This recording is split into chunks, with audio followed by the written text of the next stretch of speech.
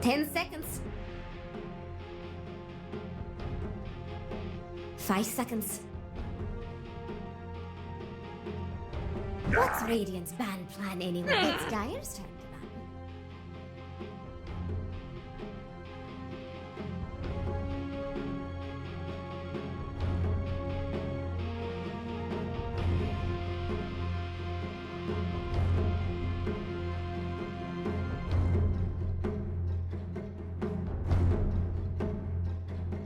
It's Radiant's turn to ban.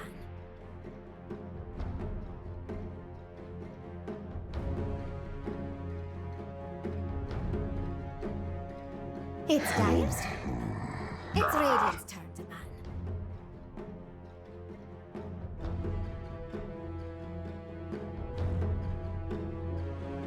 Hello there, and welcome to the Loot.Bet League Season 1. My name is Nomad. Joining me is Kips as we get into this best of 3 series here in the upper bracket of the playoffs. That's right, we got some serious Dota coming out. We're down to the final 4 teams in this league, and today we are going to have our first team leaving the tournament. But it's neither of these 2 teams, thankfully, as both Hippomaniacs and Vega Squadron have shown off enough and earned their place in the upper bracket. But we will be getting to that elimination match later on, but now we are into this one. So Kips, please give me a rundown on both of these teams, starting with Hippomaniacs. Well, Hippomaniacs, who favorites fly to moon. Oh, hold on one second. Yep, just got 3, 10 seconds. 2, 1. There we go. Okay, sound issues fixed. Talk now. Ah, okay. Well, I was just saying that favorites fly It's Radiant's. that, well, saw Hippomaniacs upset them in game 2. Fly to moon really tilt themselves to be. So now they're up against Vega Squadron, who stable throughout this entire top team. This is where we see it pulled out against 5 seconds. Yep, absolutely. Hippomaniacs having a bit of a, I'm not sure I would call it a miracle run, because this team has been training hard. They've been working hard to get where they are now. So I think it would be unjust to call it a miracle run. But yeah, they've been playing some really, really good Dota. And for me, you know, my star of this team has to be Saberlight. This guy is a mean offlaner. He plays some really, really strong heroes, and he plays them really well as well. yeah, one of the Dire should pick now. this team trusted the way that Saberlight works together, both first with fourth, is really a joy. Yeah, absolutely. That's one of the best things, is when a team is just kind of not just playing well individually, but also playing with each other really well. And I think that's something which AX have shown off a lot as well. Meanwhile, Vega Squadron, they have been a good team for a good few months now. They're looking really, really strong in the EU qualifiers for TI, actually. A lot of people thought they might be able to sneak a slot. Sorry, CIS. Yeah, that was it. A lot of people thought they were going to be able to sneak a slot in there, but unfortunately it didn't come up their way. Of course, they are using a stand-in today, aren't they? So Palantimos is a player that I am very familiar with. That is my nick, but that is the guy that I worked with. Very player in his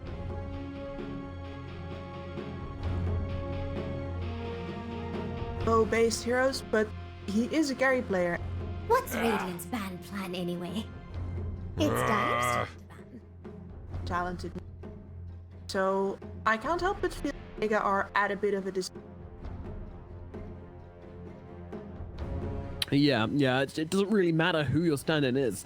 It can always come back and have a bit of an effect on you, so hopefully Vega can work around that and still play some good Dota, because they're going to need to play some good Dota to beat this Hippomaniacs team right now, because they are feeling themselves. But of course, both teams did drop a game in their last series, which obviously, you know, it always makes you think, well, you know, maybe neither of them have what it takes to really take a hugely convincing win. You know, I don't think we're going to have any team just stomping through to the grand finals. But at the same time, you know, I think it's a good testament to Pavaga Jr. and Flight to Moon how well these teams have been playing. And I think a lot of people might have said that Hippomaniacs might have lost out to Flight to Moon. That was a very close series, but Flight to Moon did actually end up going down to that lower bracket. And that's how we have things as it stand. All right, Kips, we talked about the teams enough. I think we should get on to the draft. So we have a Crystal Maiden and a Rubik opening from Hippomaniacs. Meanwhile, Vega Squadron, they have gone for the Ancient Apparition and the Tiny. The first thing I want to point out is that they did actually ban out the Earthshaker for the Hippomaniacs, which is usually what Saberlight will play if you give them the opportunity.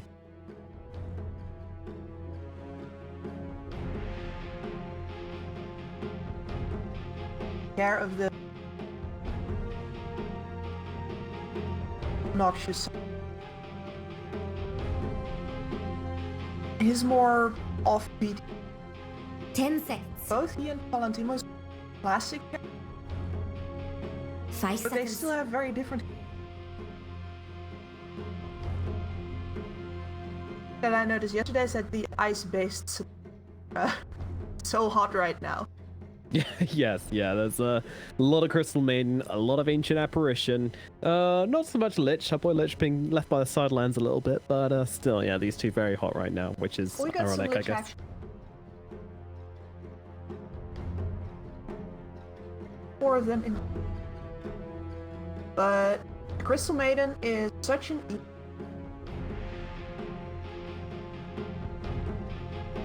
a little bit faster It's than Radiant's turn to pick. global ability. All of your lane. Yeah, and allows you to be a little bit greedier in that middle lane as well in terms of the heroes you can pick off. You know, I feel like sometimes it affects the off lane, but most likely we see it in the middle lane. You know, heroes like the Ember Spirit, heroes like, I don't know, It's even Dire's Death turn Prophet to and such like that. Any hero which has a spell they want to spam, they feel so much better if they have this Crystal Maiden there on the safe lane. But Hippomaniacs, they're going to take this Wraith King as their third pickup. Have the not the last pick. Do have the last pick in.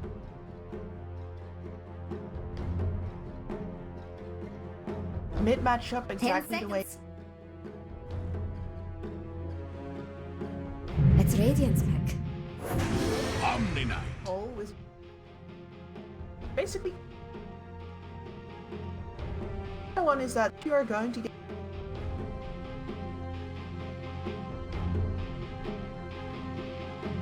And right now with the ring.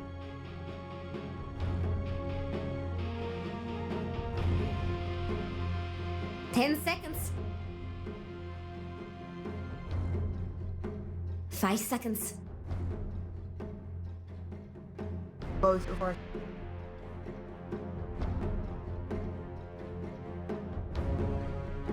Yeah, this Omni Knight. And some teams, they like to put in this kind of, you know, 3 position, and they will pick him first every single time. Like, there are teams which prioritize the Omni Knight that highly.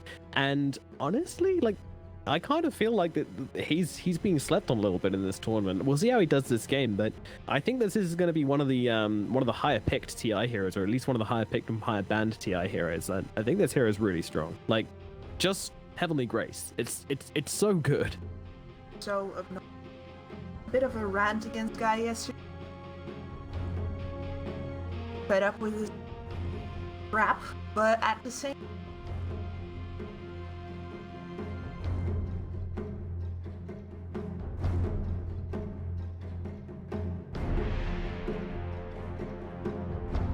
But I mean.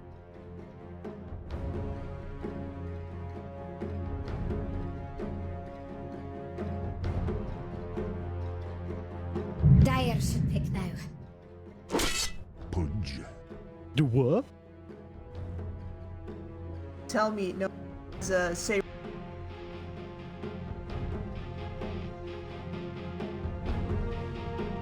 I don't know, to be perfectly honest. I'm just not sure. I'm not sure if this is a Saberlight hero or not. 10 seconds.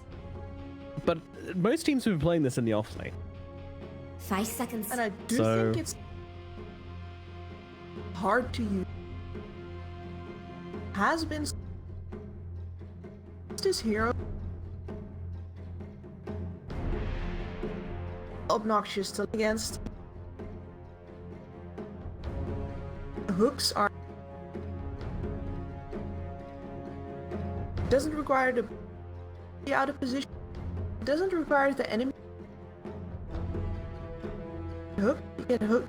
What's Radiant's ban plan anyway? I am very. Yep, me too. Me too. I'm interested to see what this does. I mean, 4 or 3, it doesn't really matter too much where you put it. You're still going to have that hook on your team, and when those team fights come out, that is what makes the difference. The thing to me is that there's not, I mean, I guess if you hook AA, then that's kind of big. There's not really anything where I'm like, goodness gracious, if they hook that hero, it is all over, you know? Omni Knight is going to save you. Tiny doesn't really care, you know, he might get stunned up for a bit, but he's tanky enough to live through the initial burst, and then he can toss you back in, kind of give you the old bamboozle, switcheroo, no you kind of thing. So I don't really see the Pudge as being a super valuable pick this game in particular, but yeah, I do agree that Pudge in general has been slept on a lot.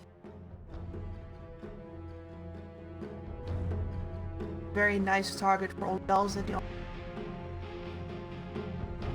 Plus, of course, they have a 10 seconds. combine it with it. It's Dire's turn to pick. It's Radiant's pick. Dazzle.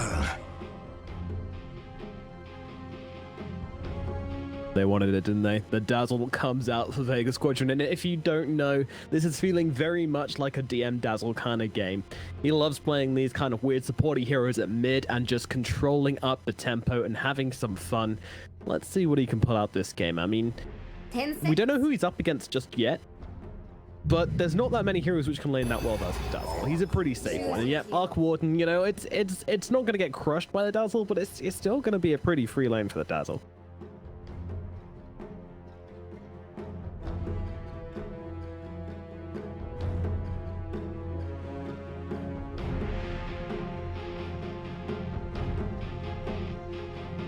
Wrecked.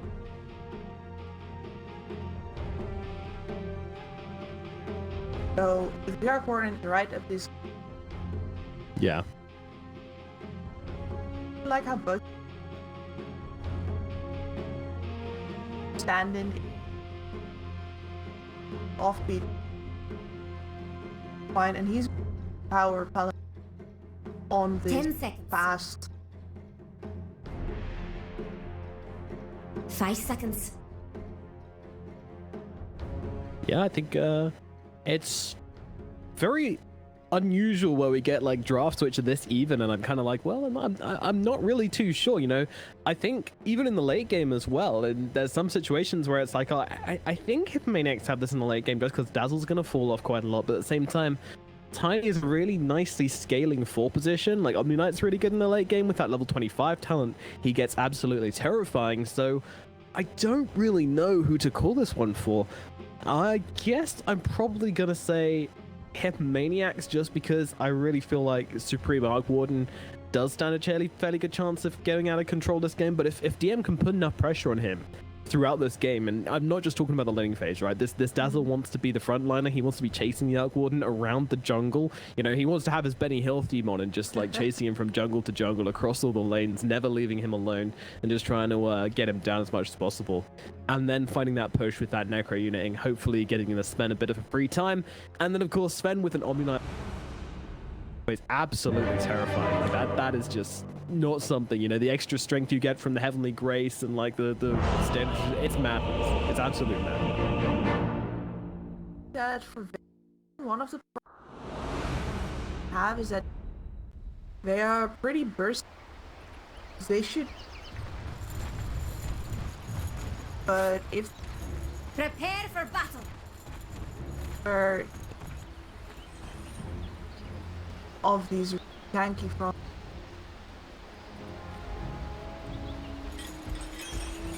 I'm very sure it is who to have the late game.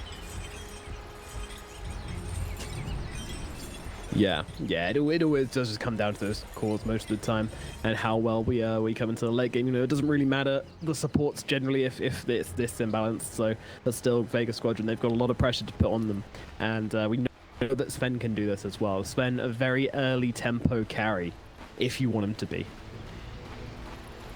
Much empowerment.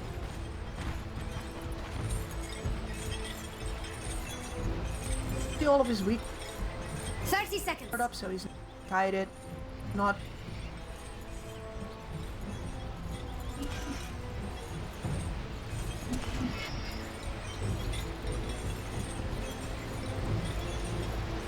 Yeah, how much is it? At max level 80? No, it's not 80 anymore. It was 80 once upon a time, right?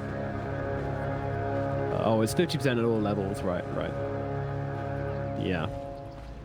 Yeah, it's Okay, pretty Jake, good. that's a It's start. pretty good. So, Keep an eye out Muff for these and guys. Senny gonna secure this bounty rune. It's actually gonna be 3 going towards the Hippomaniacs here, as Tiny was unable to invade here in the top. I think that might have been. I don't really know what Sableye did here. He just ran at him with Flesh Heap and just said, "Look at all my flesh," and that was enough to scare back the Tiny. He's the guy with the dots. He should have got that, right? Yeah, but I think he.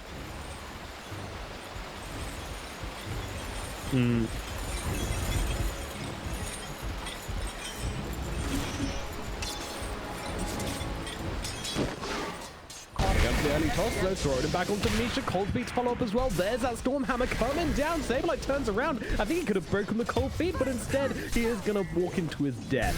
It's going to be 308 gold going to Misha, as well as first blood. Fantastic. White. A little bit slow on the old TPs there, but he went pretty far up, and they're going to go for it again, but this time the Sven's not in range for the Storm Hammer, so they're just going to throw the Pudge into Misha. Pretty much going to be it. And Sableye, he really doesn't really care how much harassment he takes. He's got this level 0.1 in Flesh Heap, and they're actually looking at Sobad right now, but the cross pack was onto Muff, but Sobad's taking some damage. It's just a bit of a brawl up here in the top lane as they trade hits, and Sven, he's just farming in the meanwhile, trying to ignore everybody else. Vega realizes that this is keeping occupied from.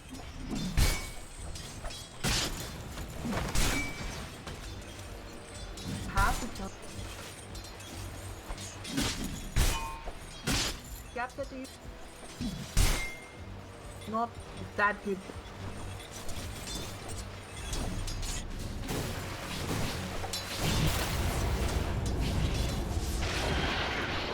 Was it on my?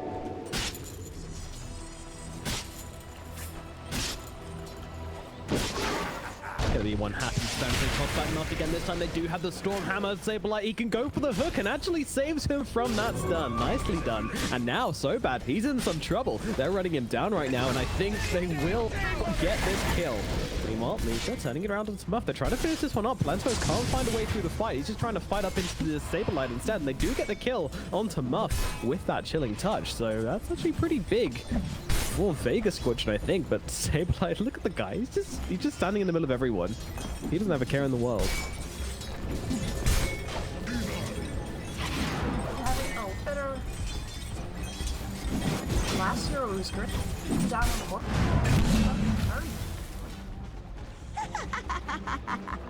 Nice pickup. Yeah, we've very much neglected the other lane so far because this top lane's just been so exciting. But yeah, down in the bottom lane, he's really struggling to get his 2 cents in down here as Curry and Shenny just dominate the bottom side of the map.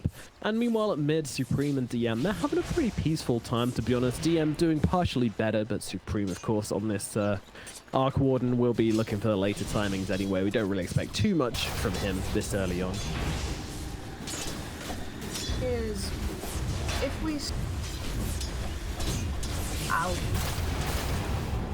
Arc Warden also very Nice deny from DM there, though. Wasting the Spark Ray. Just like getting on the maximum amount of damage possible. Denied. And now, wait. Oh, okay, he's just grabbing these creeps in. I thought he was making some like really next level plays to try and drag the creeps around so they didn't get hit by a Spark Wraith, but that would have been a bit extreme. And Sobad's actually coming into this middle lane. They're looking to maybe get a kill on Supreme here. Sobad closes the gap, gets him into the creeps, and now the slow comes out. Poison touches here, but I don't think they've got enough damage, especially with Muff TPing in. And DM and Sobad will just back themselves away. But they'll be happy with that rotation from the support as Sobad now makes his way back up to the top lane to try and play with Saberlight a little bit more. Nope. Sunny. Your fate was always crystal clear. Do they need to be concerned about this bottom lane? It's basically that you're Got a friend in common. Here's a carbon footprint for the fact that you're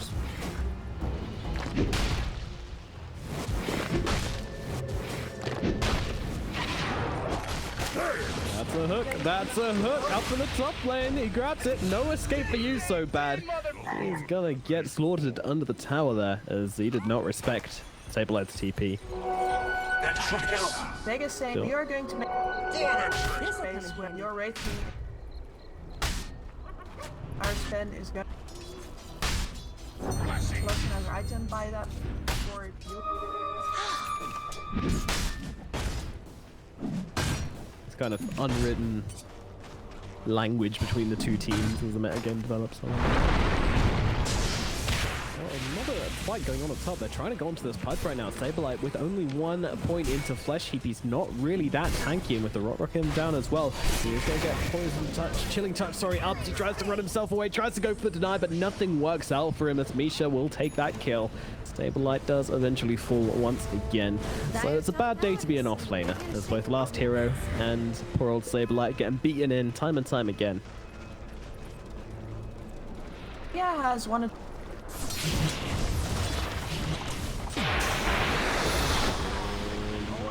Just himself from the he's on top of him, he's got the toss, throws him back, but Sobad himself is taking a ton of damage. He's actually going to be the one to drop here. He needs to get this kill on Supreme for it to be working, but DM, he's taking damage, he needs to get himself out, but the blast coming in, they're both dead. Supreme will fall to the Poison Touch, but not before collecting all of that XP and money. That said, he did give 512 gold. So I'm not sure. No, I think that's got to be worth it for the Hippomaniacs. They love that XP, don't they? and those sports of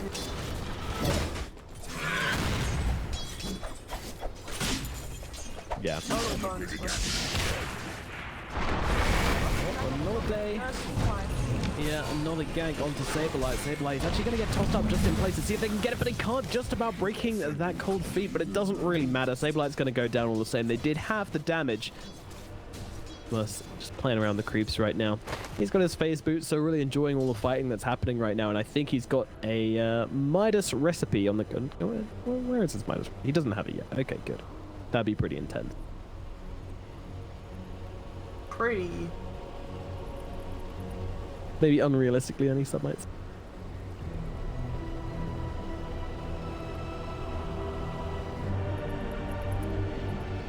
Yep, he's got gloves already.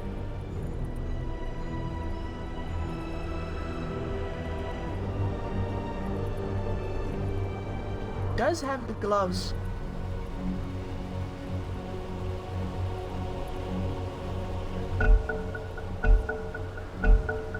Time to go. Light. Autumn.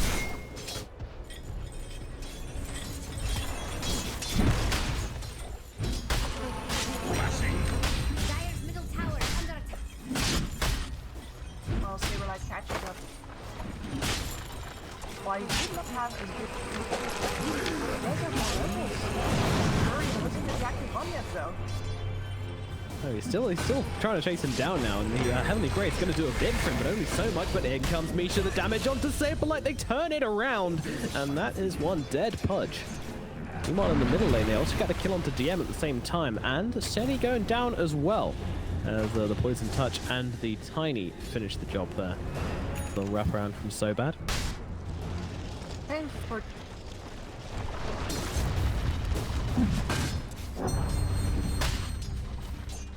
More the first tower tend Is Dire going to set that middle tower? to start choking.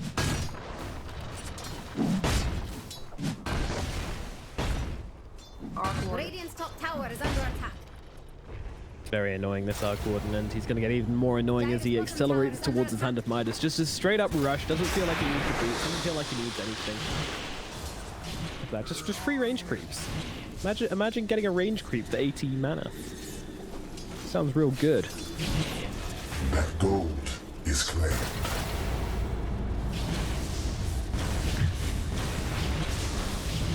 Who does? Here's the thing. Very good to have a couple of polarizing here. Here's the thing. Have his draft green reactive to. Everyone can play Juggernaut. Should be able to. Dire's But middle tower nobody's is gonna go like, oh man, Juggernaut, and how we need why outscale him, farm him. Can get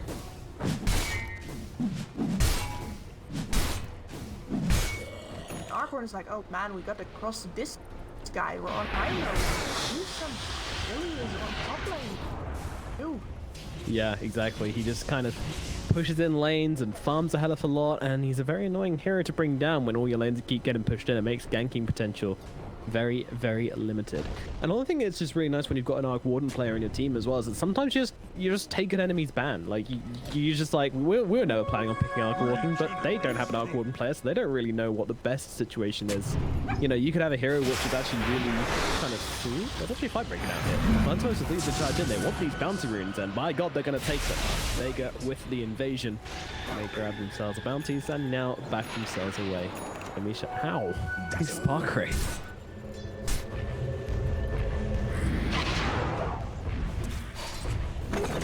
Look at Dire's bottom tower, Jax. He's just running away from skeletons, playing some Resident Evil instead Do of Dota. Radiant want their middle tower to fall? Dire's bottom tower is under attack. I think last year would really boots, but he's also got mana boots still queued up. Even if I didn't know what It's new message. That's what that is.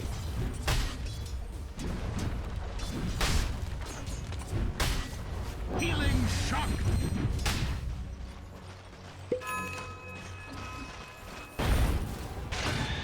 then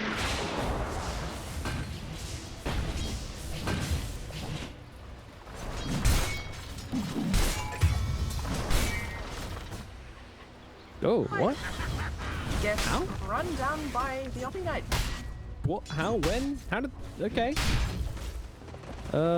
Death summary. Can you explain something? AA blast came through and he did a lot of damage to himself apparently. So, how's that? Yeah, one way to say it. One way to say it. Okay, well. Why is my I don't know. I don't know. And this stuff should have been fixed. You know, just have the summer scrub. But there you go. A lovely white caped Rubik. White and red cape after stealing that purification. Very nice. Looking very pretty. but because we have seen all these cores are going in, but we've seen these crystal rushing.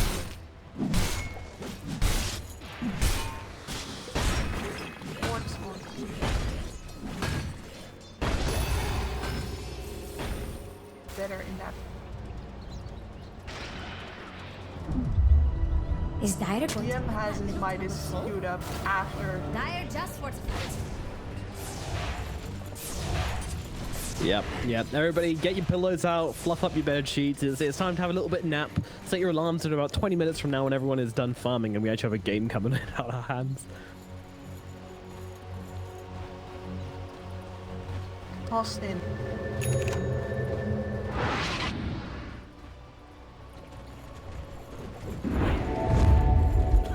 I was about to. Straight away, as if it was planned. And Muff's actually just walked straight into some creeps. So do you want to kill on Muff? Yeah, I think we do. Toss him in. Here we go. Muff found himself surrounded. Your heal's not going to save you now, Muff.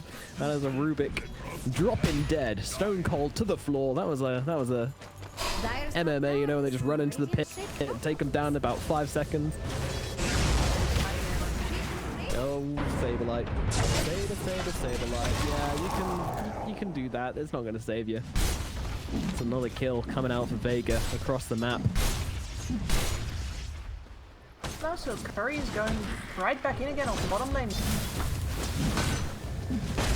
Yeah, he's trying to slow down so bad. How much slowing can they actually do, though? Curry trying to lead the charge, but honestly, they're just going to scare them back, and there's no chasing to be had on Hippomaniacs. You know, they don't have heroes who can chase yet. Maybe when they get a blink on the Wraith King, that becomes a possibility, or a 4-star for the Arc Warden, or I don't really know. Maybe even a blink on the Rubik. I'm not sure where they're going with this one, but they're going to need something to catch themselves some kills. A very slow game where no one's really killing each other. Is Zoban trying to come in to clone, but can't grab that kill. Does end up wasting his time. I gotta say, power out. Dire's middle tower. They're not stopping either the Arc Warden. Halfway. Yeah, so it kind of feels like one of these games, right, where Vega Squadron are ahead because they're getting these kills and such, and they've got a little bit of gold advantage, but it's not that clear cut. Oh god. This Pudge, he's unfortunately reminded me of a lot of the Pudges in my pub games.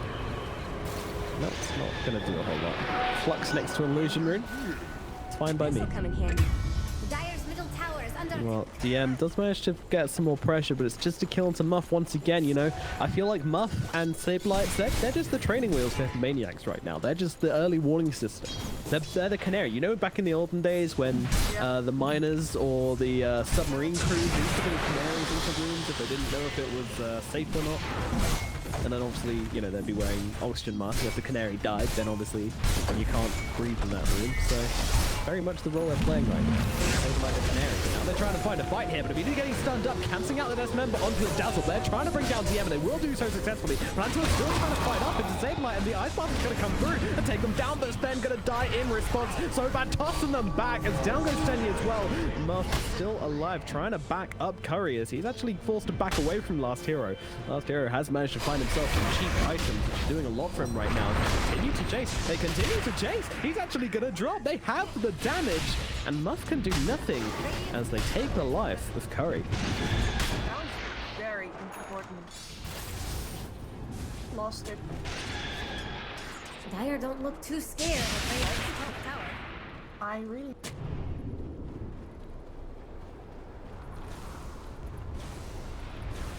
Nothing good happening to Radiant's middle tower. Radiant structures are fortified. And, they can do this now. Their middle tower today? See, they're taking shots. Oh, what a hook from Saberlight as it's apologies onto Misha. It's not quite there yet. He's still staying alive. He's getting off his spells and Sobag wraps around the back. Muff is getting really low on HP, but luckily he's got the Heavenly Grace on himself to try and get himself out. Tiny rushing in deep with this haste rune. They're getting a little bit carried away perhaps as Last Hero comes in to save him, but might have just given his own life away here. Spark Racer chasing him down the stun. The Rage Fire Blast will coming in hot, but they're still keeping the life. Never mind though, Last Breath does connect.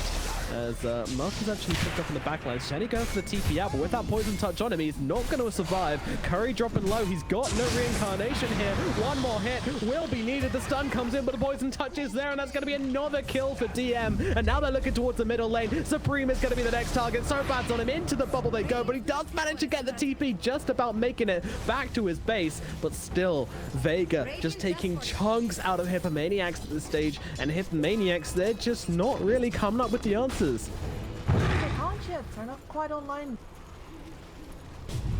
A little bit relic. This is a moment said that Vega Radiant's middle tower is under attack. are going. Especially Misha. Early.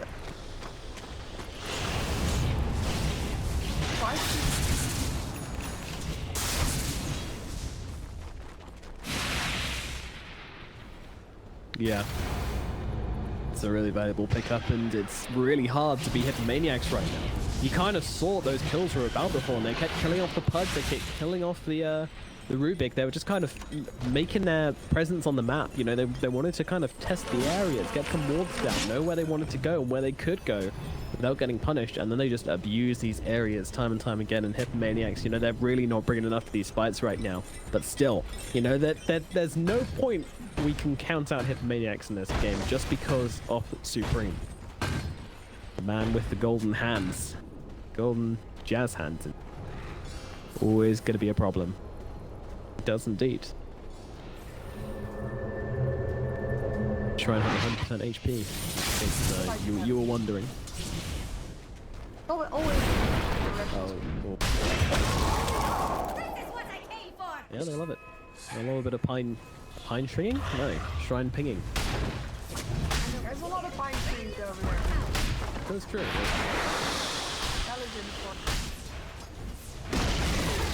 Radiant's top tower? That's last tower pick up. Vega now have all the Too scared of Radiant's top tower. throughout these dark spaces.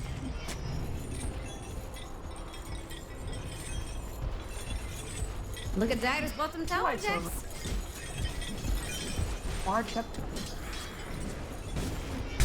Unsayable line. He has managed to get himself away. These skeletons doing a ton of work and actually giving information to the Hippomaniacs and allowing them to get to safety. So it does look like they'll be left empty-handed for the time being. Start of the hunt is not fruitful for Vega Squadron, but they will not stop. They will continue. Meanwhile, Shani's like, oh yeah, bounty rune, forgot about those. I always like when you catch a pro player walking away from bounty runes and spawns, they kind of turn around like, oh, yeah, I meant to pick that up. That's the reason I was here, guys, I promise. They have a lot more. But what about the time? About to like Curry at the time. Less than 1,000 gold for Curry, Palin.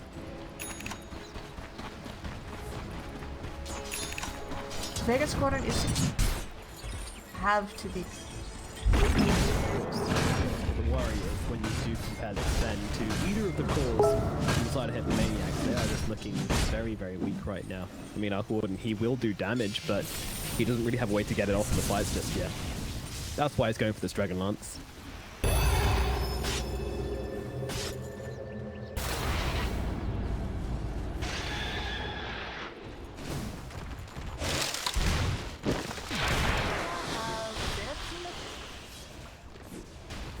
Bad.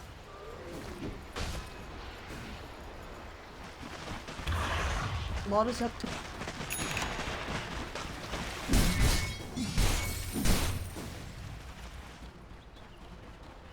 Yeah, it's a very important game in Vision, isn't it? You know, you're not going to catch these heroes out. And we've already seen as well, you know, if you do go for a gank, a smoke gank, you're more likely to run to the Rubik or the Pudge than anybody else, and that's not what you want to be happening. You know, they need to be getting these very important kills on these big heroes. So now the Wraith King will be getting his Radiance up quite shortly. Very close. Question is, Dazzleite? Imagine we'll smoking up and trying to find an open. Do not be selfish. Ouch. That was one of those moments where someone in the chat quoted a statistic which seems quite outlandish. They said 0 and 10 Pudge, and I was like, oh, he's not 0 and 10. Oh god, he's 0 and 10. Does miss the hook here as they try to come into the backlines. Palantimos looking to start the fight onto Shetty. Oh my god, Shetty just gets absolutely shredded. A muff goes down as well. Palantimos with his big fat sword ripping through those support heroes like they are literally butter. Goodness gracious. That was just a... Ugh. That was dirty. Yep, got strength already popped in, getting most of his strength and health down before Roshan is finished. This is very, very nice, and there is nothing coming in, no attempt to steal, nothing to try and stop Vega, just taking this Aegis for themselves and opening up a whole world of opportunities. There is no team fight on Dire's Hippomaniacs bottom tower to is deal falling. with the fight around it.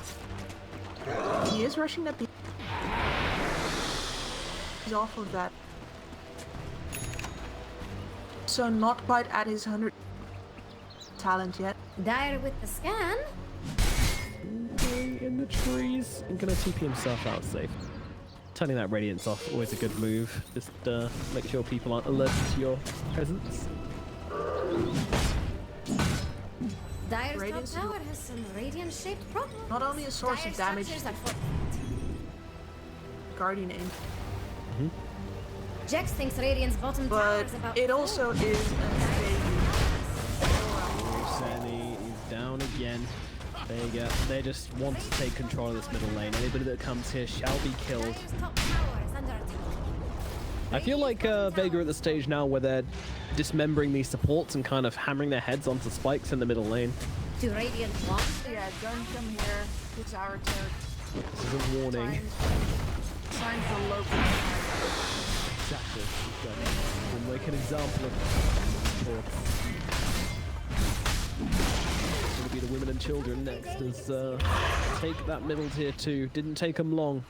Playing around this Aegis, very, very high-paced Dota, just trying to outpace Hippomaniacs. But yeah, as you said, I wanted to get back to this as well. Now with the Radiance, and I think it's the more important part, the plate mail to go along with it, right? It means the Sven just can't turn around, focus the Wraithing, and blow him up and do hits. He's going to be missing. He's got a decent amount of armor now on Curry, so Curry should be able to take a bit of a beating on the front lines, and that is so important to allow the Arc Warden to get his damage off and able to be a hero. Yeah, but Supreme holding his nerve, actually. He's holding still. Everyone's coming in as well. There's no one coming for so bad right now, so he's actually just going to get straight off picked up. From your enslavement. I think Time. very. I feel like it's under. Oh, Misha got it now. This happens more often than place and. Then yeah, you're just your capability by showing.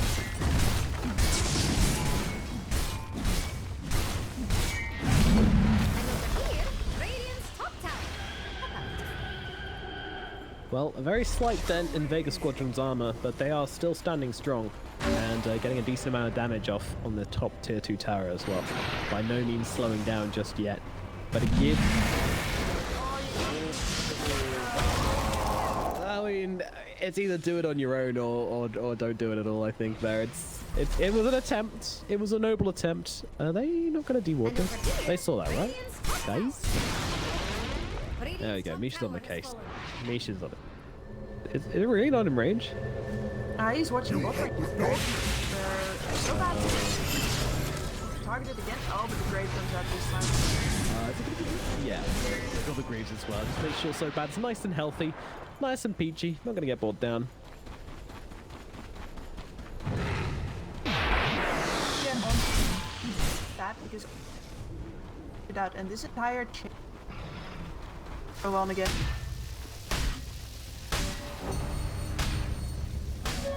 Regeneration. Base and conscious. Dire's middle tower is under attack. Dire's middle tower.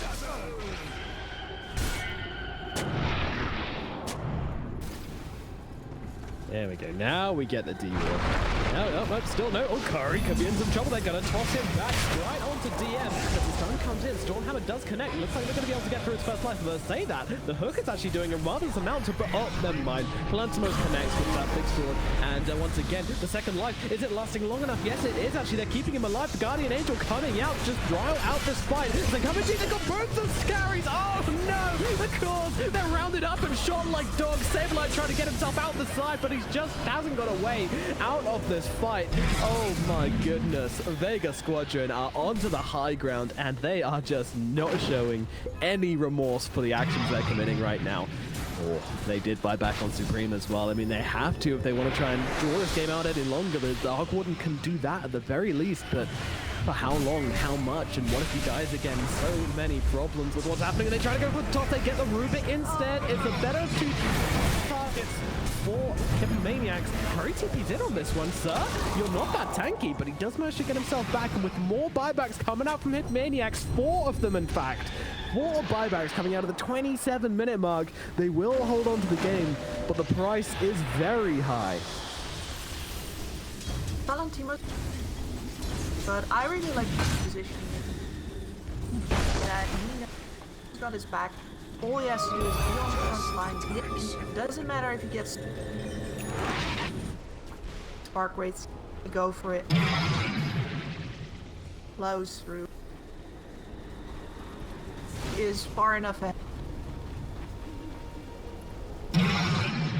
I imagine that right now we're just Dire's top tower is under flame. you go for the next and or they can Oh, Curry, he's got to get himself away. As Frost, it doesn't quite connect, but it might still be enough as they will toss him in place. He doesn't have the reincarnation, and the hook is going to land through his corpse onto Plantimos instead. That feels like, hell yeah, I want to come and fight them, but the hook comes out, throwing him back. He doesn't have a BKB, but doesn't really seem to... Oh, I say that. Maybe he might need one. He's getting controlled up pretty heavily here. But, Supreme Illusion as well. Oh, no, so bad connects on the sidelines. There's the final buyback. Tenny is back into this one. The toss onto Supreme. They're trying to hook him back, but they're under the tier 4s now. They want to bring it down so badly, and they will. The Arc Warden is dead, and with it, the team is starting to melt. Shani with a nice enough ultimate, but not nice enough to secure this game, as now 4 heroes dead, and they'll toss the final one out of the fountain as well, and that will be the GG. So bad, hunting them down. The heroes of Hippomaniacs dropping like flies, and that is just Vega Squadron claiming this game, writing their name all over here, packaging him up, and just kind of putting it in their basement. Yeah, game number 1. Yep.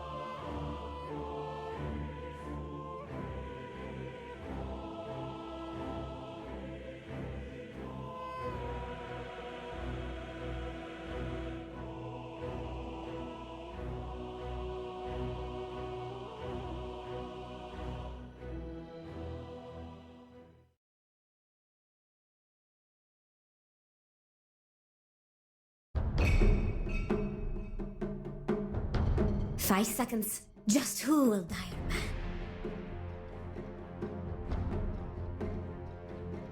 What's Radiant's ban plan anyway?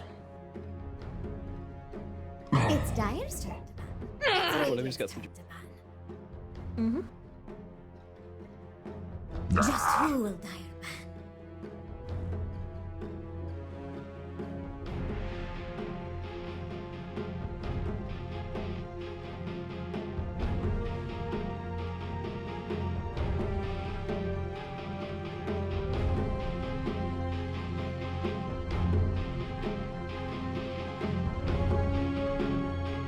Ten seconds. 5 seconds.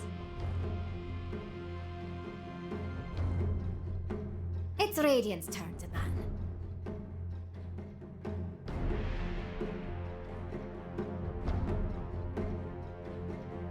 All right, let's play some ads. Dire should pick now.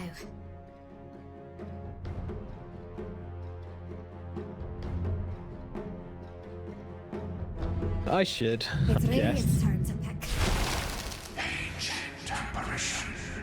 I guess I should do my job. It's Radiant's pick. Dire. 10, Immediately noticed.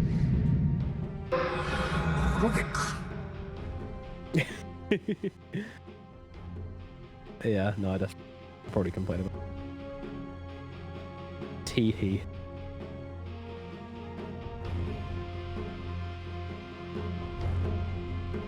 Oh, I forgot to. 10 seconds. 5 seconds.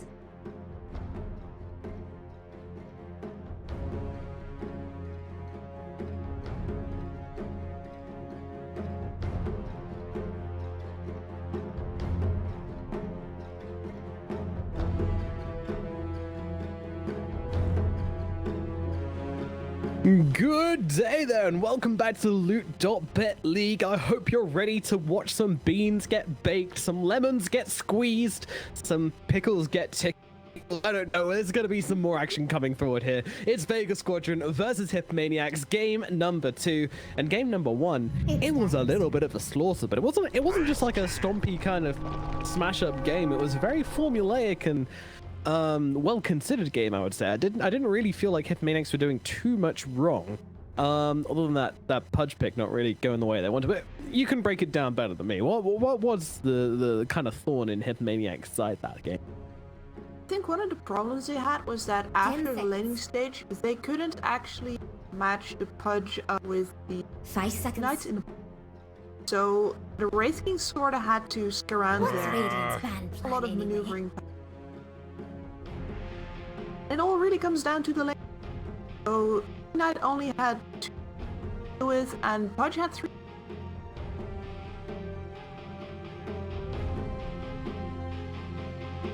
He couldn't go into that bot lane to buy last hero. 10 seconds. That is one of the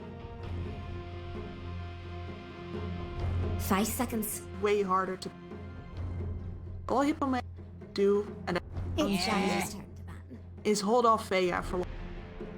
Yeah, it was kind of in the other team's hands though to like play at that tempo, to play that aggressively, and to put on the pressure that hard onto the side of Hippomaniacs, and Vega absolutely did that and more. Hard. Knowing 10 when to seconds. go, but also going hard enough. Getting every 5 seconds. very well played. Palantimo, Yeah, I like yeah. to say, I told you to break that I. It's Radiant's turn to ban. Yeah, exactly what they want to be doing here. This Chen with that tempo can provide so much aggression to your lineup, but they have got the Rubik as well, which could be considered a little bit slower paced.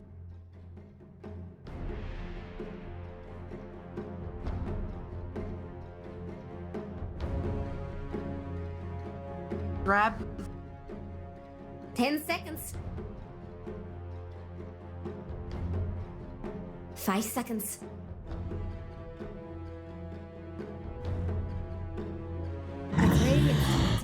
have right now.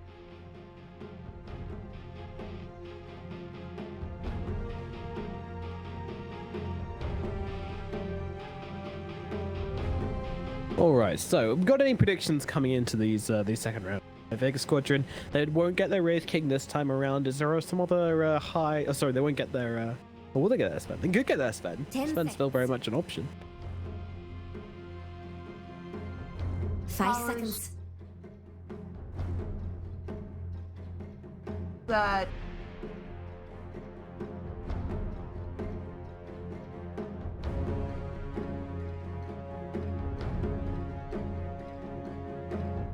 Mhm.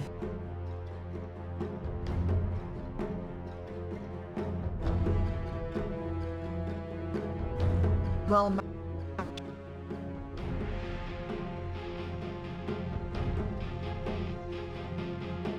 the god strength.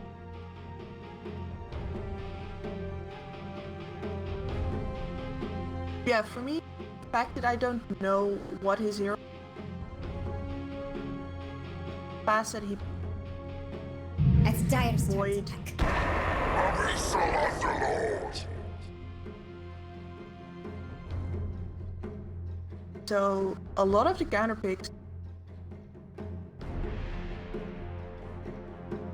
that if you pick now a Hippomaniacs very one dimensional. It's Radiant's pick. Winter Wyvern. Stopping out, you know, pushed like the Wraith. Yeah, this is interesting, and I love seeing this hero when it can be picked up. It seems really good sometimes.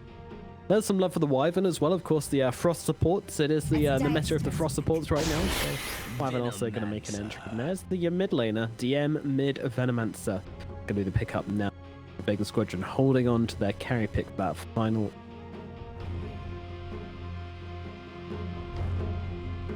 I love him as well, yeah. And anybody who breaks the meta like this always is one of the top pickups in my book. I really like seeing DM play. 10 seconds. I was talking 5 seconds. about Wyvern is at her best.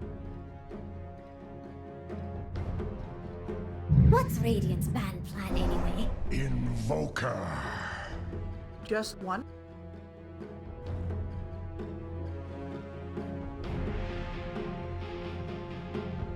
That she'd always have to target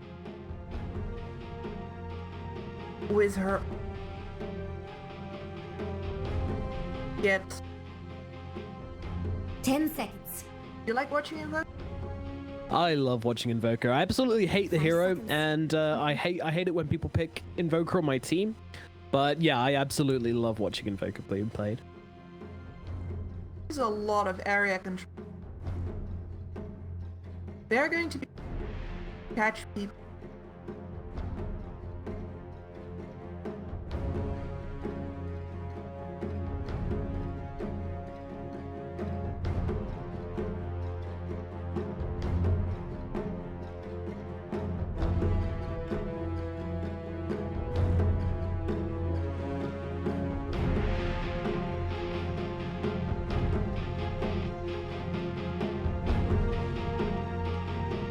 Pretty much, yeah. They have so many like just low commitment spells I can just throw across the enemy bows. Like I love it when teams do this as well. This is actually like a legit strategy. Like me and my my silly stack used to try and do it. We just like pick heroes like Pugna, Leshrac, anything with like some decent non-committal stunning and damage, and then you can just take any high ground off the enemy team. Like if they're trying to set up on the high ground, you just throw your spells up onto it without even knowing who's up there. 10 But that I seconds. mean that was just us being dumb. I'm sure that's not what they're doing here. I'm sure they've got like an ad strategy. You know, 5 just saying, seconds. that was fun. And we always had a centaur as well, so you could just pop the stampede and just run at them with like all the magic damage. Yeah, it is. Have someone, whether by making threats so that map and you, or if you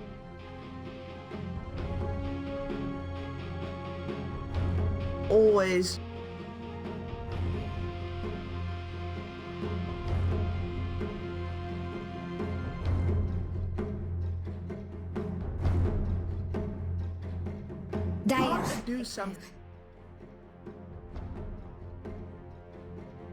Plays disabled.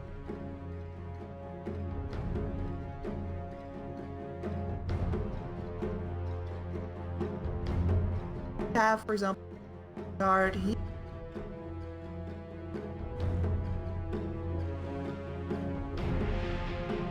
10 seconds. Yeah. I would say he's more of a caterpillar than us. 5 seconds. Well, some of them. Not the ones which turn to mob. there are a couple of very So now my autobiography. Yeah, just waiting to transform into a beautiful butterfly one day.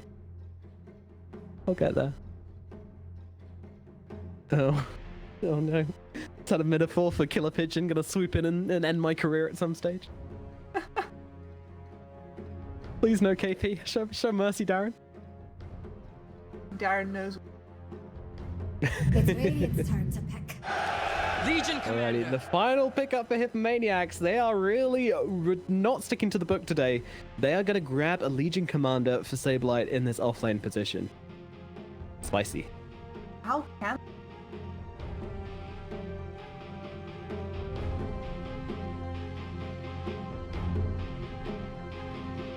10 seconds. this game? 5 seconds. Yeah, I really feel like Vega Squadron have come in with this strategy of just kind of drafting against Saberlight. See if it works 2 games in a row, because game 1 it certainly did. I think this is basically them saying, like, you know, we recognize how much of a tempo controller Saberlight is for your team. You know, we've seen his Earthshaker games where he just gets way too much from a lane, finds himself a solo kill before he's got any initiation item, rushes the Ag somehow, and then always gets away with it and manages to, like, draw out the game and be that kind of initiating force on you. So if we take those options away from you, what are you going to do about it? And last game, Hippomaniacs didn't really have as a response. Their draft was very slow and they didn't get to play.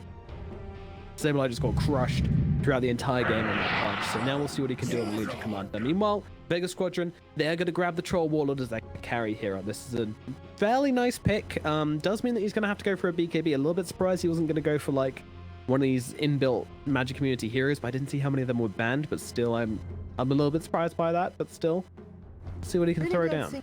Skill well at either a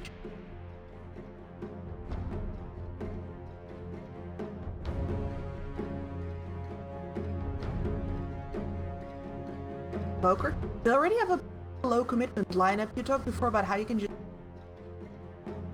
Warlord is more than that, but bully, which is very useful.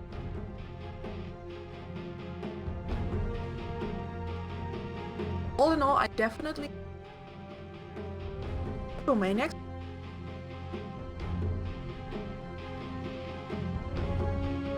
Last hero.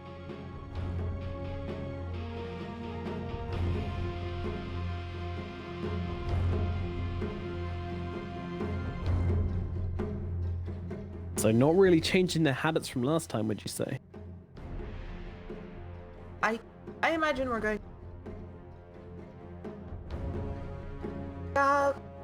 Maybe DM's going. They're going to have. I think Hippomaniacs could very much benefit from a Coswex Invoker.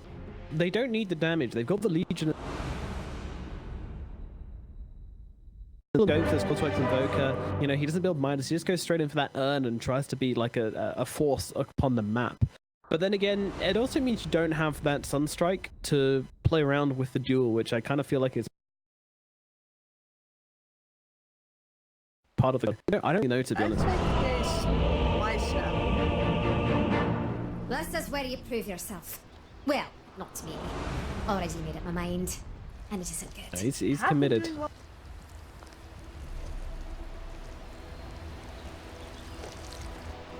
Good at coordinating.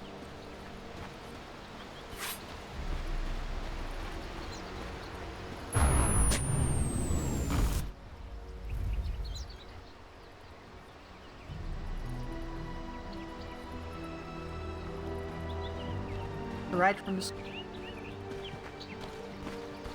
black heart is it. I do not thank.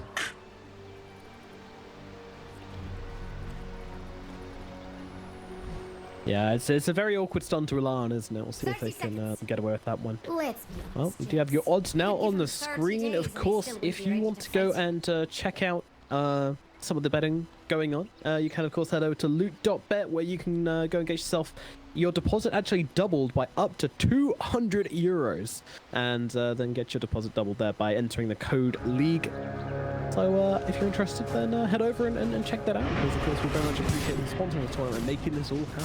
So there's a bit of fighting breaking down in the bottom lane. Muff and Saberlight getting busy onto Blantimos. Blantimos can't really hold his own here. Saberlight does take a lot of damage, but he gets the bounty rune, which is all that matters. But they're still going. They're going to throw in a couple more right clicks onto it.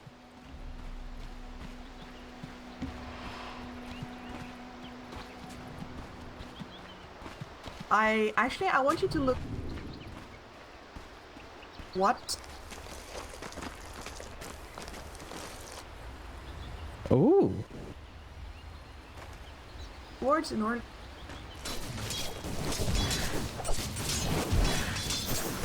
Working out for him as well as you want. I see. Yeah, cool. Very, very interesting. Something I've never seen before. I'm always up for that.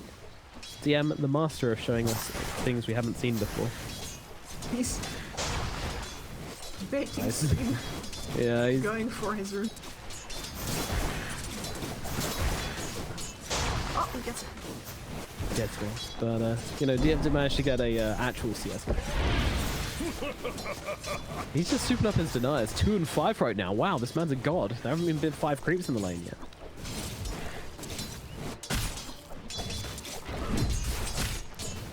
Alright. So, one of the things that Troll Warlord is good at is that not melee, so having to. Let's talk tactics another time, Chaz. Yeah, that's true. Being able to switch between the two forms gives him the right-clicking, last-hitting power of a melee hero, at the same time the range of a ranged hero, which, only when I say it out loud, kind of sounds very silly. But no, using those axes, that's get us yes, and actually slowing down Saberlight, but he's got the speed. He turns around with the overwhelming odds and will run himself off into the distance. My thanks. See, I can't bring myself to purchase these swords, because after you've used overwhelming odds, you run like a weed. Can't be having that. Is that not No, sir. particles?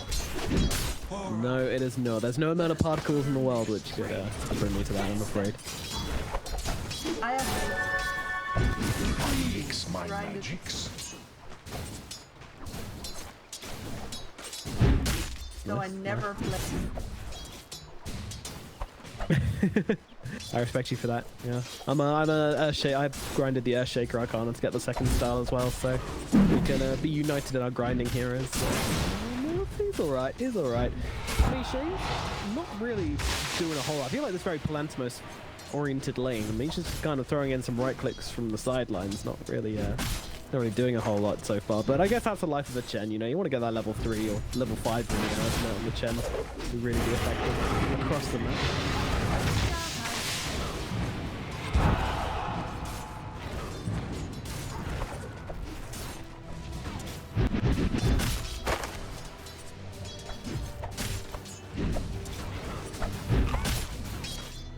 Chen was a Get fan. out.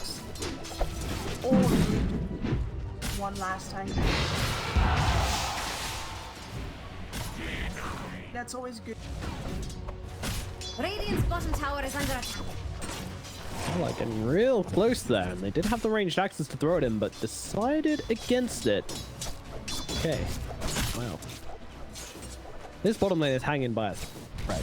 Let's have a look up to the top side. Last hero is so bad, they're actually tossing back Coach for the time being, but Tony turned around with the stun, but he's got to be a little bit careful. He's running out of HP, but luckily they do get the freeze up onto the Rubik. Rubik that's attacking tower. Hello, sir.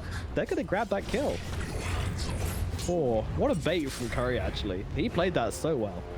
The last hero offered to Brian's tower aggro. Edge there himself. Yeah.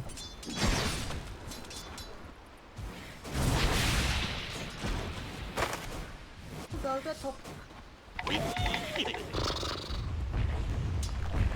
Did I mix my magic?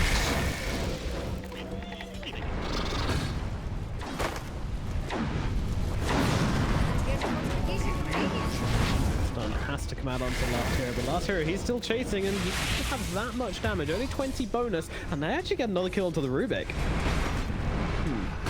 Okay. A little bit questionable there, maybe to lose the Rubik once again. Still trying to chase Courier. This is the last hero, just really not hanging out.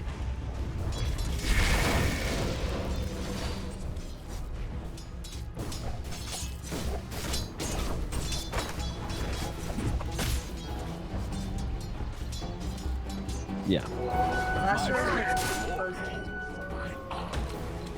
Every single rune going to Vega Squadron. Yep.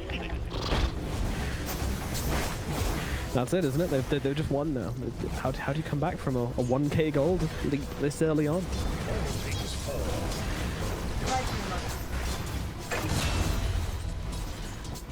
There's no principles in Dota, I'm afraid, unless you consider PPD to be one. Fun him.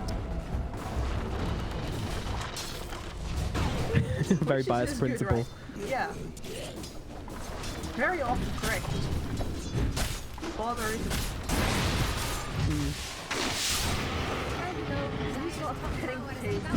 Yeah, I was gonna say, at the end of the day, he's a player, so why would... Oh, the Sunstrike! They got him!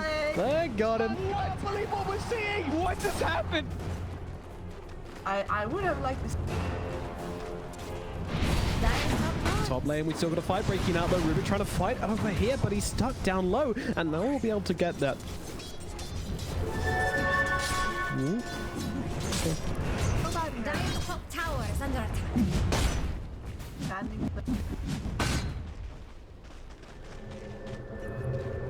Yeah, he's got to keep the brand alive though, doesn't he? You can't have a name like that without playing to the fan service. No, but that is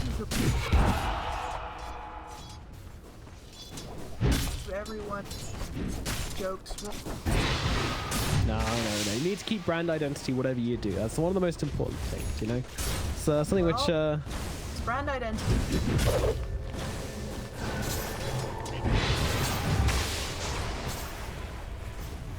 A lot of... Tornado means that you can't salve as well. Pretty annoying. Pinging that out there saying, guys, there's a tornado here. I mean, I'm healing, so it's not really doing that much, but it's still pretty annoying. It's actually getting a fair amount done as Smurf finds it. You can't kill the Wild Wing though. Like, oh well, I guess this is here now. Ooh, tries to trap him in, but doesn't quite happen. Now we will get the salve off, so yeah. You know, Chen just having some memes really, having some giggles. And I enjoy how Misha... The last game he... Oh, he tried to... The last game he ran away with. Is Dire going to let that middle tower fall? He might not even died. Alright, now he's level.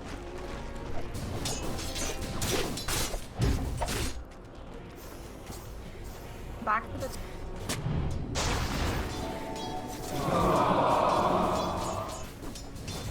Yeah, just being nice and flexible, able to swap it up when needs be. Flexible support, that's what you need. Make sure you're supported doing yoga. That's my big tip. We'll get the heal out onto herself, but isn't enough with the clutch coming in. But no, they can't find the damage, finish it off. And now Phantomos, he needs to get himself out of danger right now. Misha's going to need to help him out. Will he be able to break the cold feet? No, he's not. And the Sun Strike's on top as well. Supreme lines up another one. Yeah, I was about to say that I know of.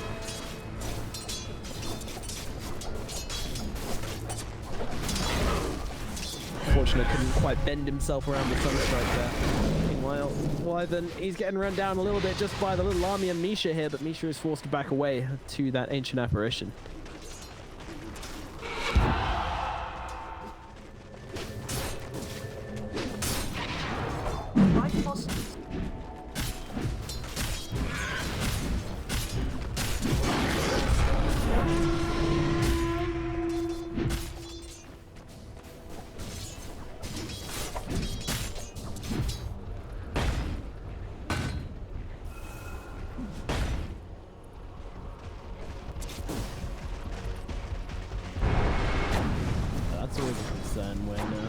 buildings are this healthy versus here is like, but you know, sacrifices and all that.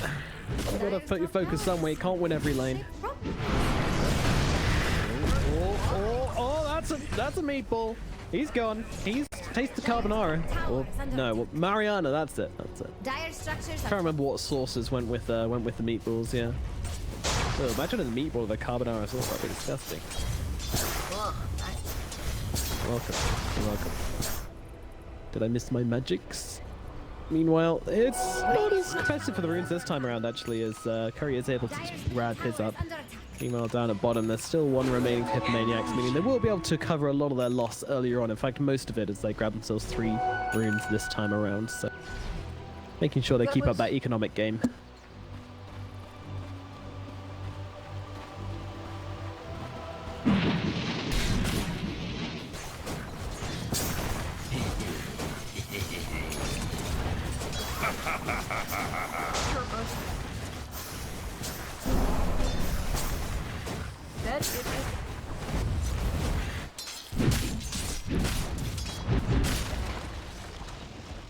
Yeah, this is a mean pushing duo as well, isn't it? One guy takes care of the creeps, the other guy takes care of the tower. They've got a get out of jail free card in the Dark Rift if they need it, the Uber home. You gotta get through the last hero.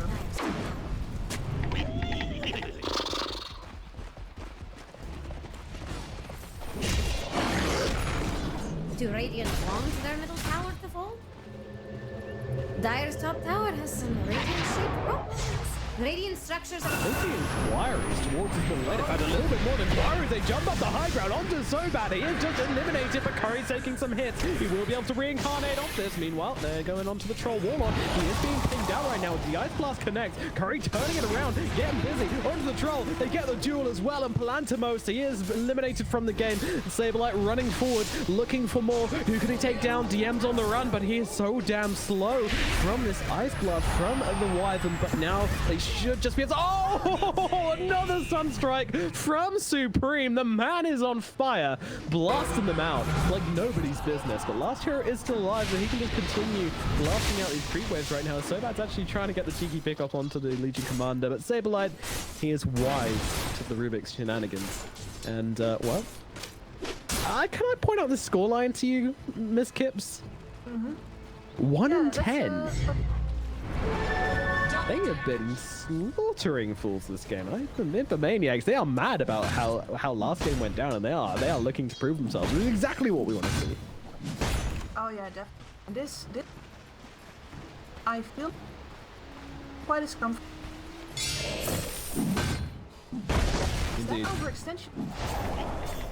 Quite.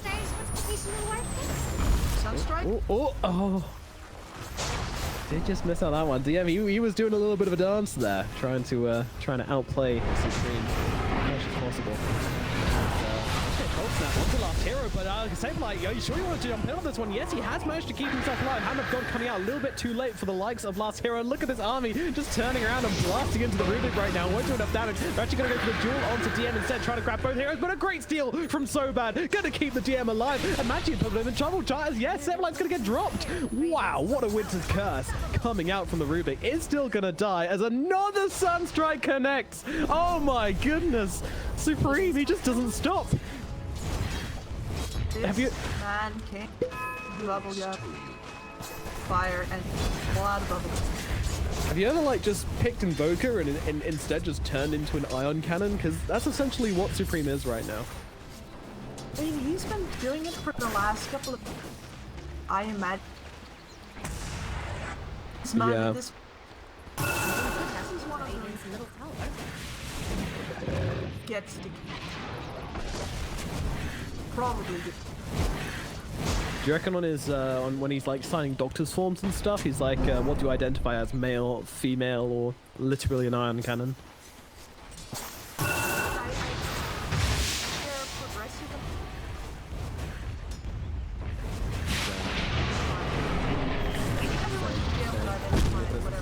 Oh god, well, Rubik might be identifying as some spaghetti right now as he gets a meatball placed right on top of him. Dire are scanning for enemies. Jax thinks Radiant's Yeah, bottom Vega tower the is correct about to target, but now...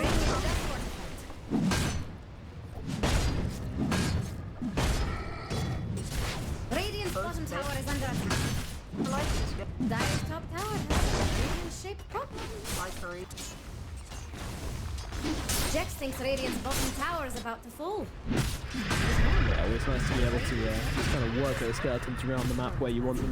It's a bit of a skill, you know. It's just it's not micromanagement. It's no, just kind of knowing the map and knowing the vision and making sure you can get your skeletons to the right lane. Of course, once they're in the lane, they generally stay there, Dire's middle unless they're very tower is naughty under skeletons. This will do nicely.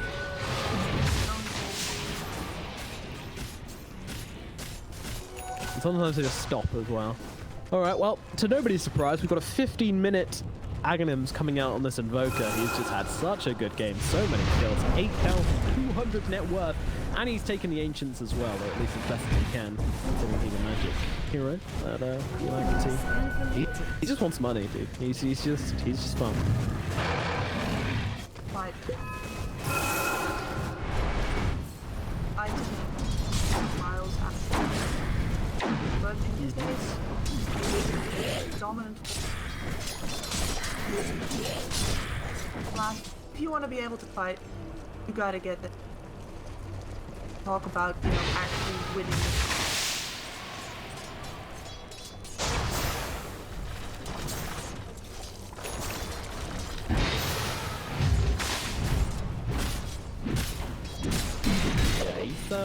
He's on his way, but unfortunately the journey has been very, very long and not very prosperous for Plantimos thus far, but still making his way over. The last game, he had to be. Well, he should have heard. Dire's top tower is under attack. Now, refusal at the.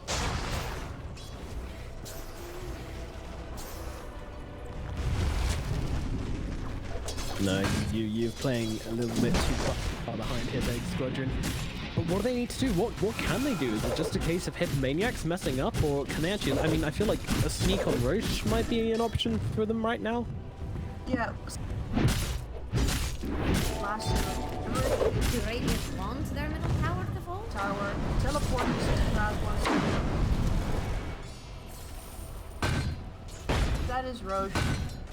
Towers that they. But this move was not the right one, Misha. That's a Chen and his gang getting caught out a little bit here. Also, how many creeps does he have? Seems greedy. He's got a Helm of the Dominator. What? 5. Good meme. I'll give him that much. How do you still die to the thing? How do you still die to the duel if you have the same Centaurs? So that they can help them. Well, they're actually going to try and make a move now onto the Invoker of the Centaurs. They're getting distracted by a tasty Troll Warlord instead. The Supreme managing to get himself away, perhaps, as he's caught inside. He's got the Spirit Vessel and the poisons on him, though. I don't think it's going to be enough to tick him off, though, especially with the Legion Commander there to heal him up and save the day. But they will be able to take this tower. So they get something from this, Vega. They're still looking for a little bit more. Supreme's up onto the high ground, diffuses out onto him, and immediately jumping forward, going onto the duel, onto the Troll Warlord. There's to come to the Sunstrike as well, and that will be a kill, but now they drag back Saberlight, dragging it in behind into the nest of Centaurs, and that's going to be a kill at least. So they get something, Vega, but they did still lose their Troll Warlord. That is very, very costly, and Curry is looking for more as they will exchange Wraithfire Blasts. Muff going to come in over the top and fire out some slows, so they're going to grab that DD. Curry, he's lost interest right now. He's going for a different target. Supreme's actually been jumped around upon. Oh no! DM and Misha, they wrap around the back and they find the kill onto Supreme. So bad does eventually die as Curry re-engages onto the Rubik. But that is 1,000 gold for Misha. That is going to be one rich Chen. This is... Misha is a godlike Chen player. There's no doubts about that. After a little. Unfortunately... Oh, he's not bullying him. Although Misha's turning around. He's like, "Hey, you want to take one of my creeps? Hell no. You don't take the boys. You don't bring down the boys when they bring down you." I think they do need to get out now, though. Muff is repping in from behind. He's got a Winter's Curse and he wants to slow them down, but he doesn't quite have the vision. He's being slowed down by the Plague Wards as well. Very frustrating for Muff right now as Misha's like, "Yeah, you too. No way. No way can DM him. No, not this time. Especially with that duel coming in on top of Misha, but there's no Sunstrike. Oh, yes, there is. He actually just comes back from the grave, and there we go. They land into Misha. We were just about grabbing it on the right side of the death cooldown there. The rest of the team weren't able to help out, but all he needed was the instant focus. Talking of which, that's a nice tornado. Has he come too far forward here? I don't really think so. As Sableye jumping down on that cliff, the meatball gonna chase it as well. So bad. Well, in comes the ice blast. That should be enough to finish him off, especially with the cold snap damage to control on him as well. I say that the pipe, yeah, it's doing God's work right now. So bad. Oh, 2 ticks away, and he will be passing out. 30 seconds there, Rubik. Very least right now, Vega has managed where they can pull it into more scrappy sort. Yes. It's one of the things that I've always liked about that clip. That if you're going to lose, I think it goes that opponent itself don't know. And it works. Wise if you words. don't get to at least if you fair plan, then you gotta kill. And that's exemplified really by Dolph in the middle. Left alone by his raid.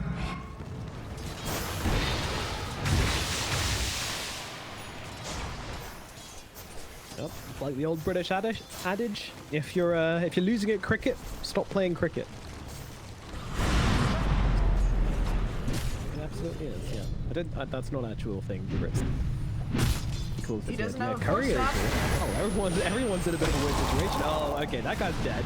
Sunstrike's gonna finish him off. But Curry, meanwhile, he's actually used up his mana. He's got that mango. The Raid King mango. Always a good trusty item to carry around with you. Lancer also, he's actually getting caught out. Supreme's on top of him right now. He's popped that ultimate only just to keep himself alive. Hand of God gonna come in as well. But Curry's actually brought down. Sobad picks him up on the sidelines. He didn't get his reincarnation off in time.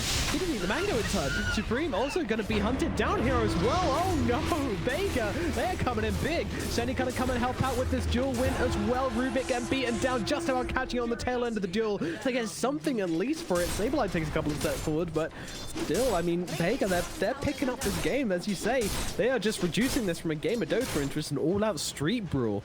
And it is definitely working in their favor. They are pulling this back, somehow. Valentino's very important because now with just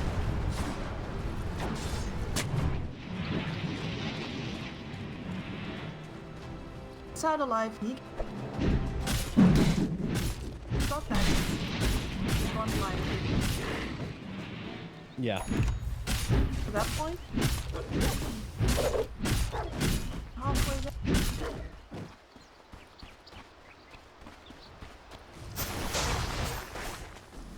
Finding Duel on top lane. Okay. Yeah, unfortunately duel equals kill because you got an AA and Invoker. Like, the Sableye has global assistant wherever he goes. Radiant Well, are scanning for enemy. Dire are scanning for enemy. Lacking hard lockdown. By now, Dire don't look too scared of Radiant's top tower. it's a bit of a problem to have right-clicking cores on the enemy. I love But this. Look at these goofy goobers up in the top lane. They're just waiting. 2 seconds, 2 seconds, 1 second. They got him. The duel, the Sunstrike, the A blast. It's there. They got him. Oh man, sneaking around in the trees there. I like it. I like it a lot. oh yeah, I do. They're ahead. Starts resist again. They supposed to be head on right now. No. Guys.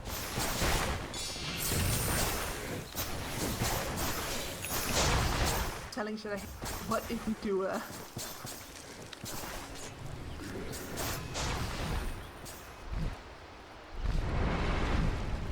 I gotta say that, you know, if I didn't have this Squadron and if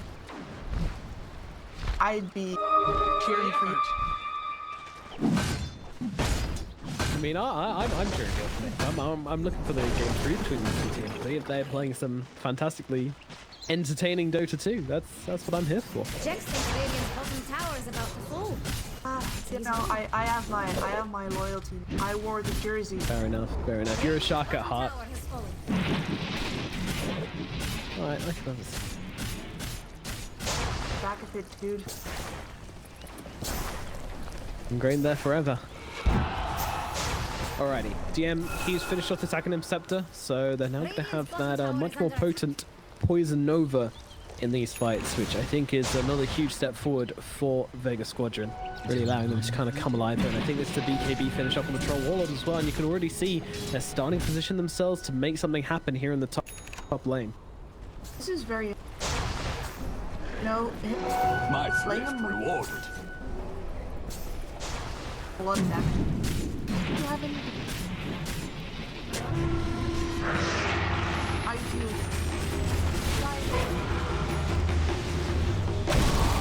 Actually going to slow things down a little bit. He did manage to get the ultimate, but he turns around and chops up Saberlight. Supreme in trouble as well. They've got the dust down on him. He's still in the duel. Oh no, but now comes the cold and Grace Winter's curse.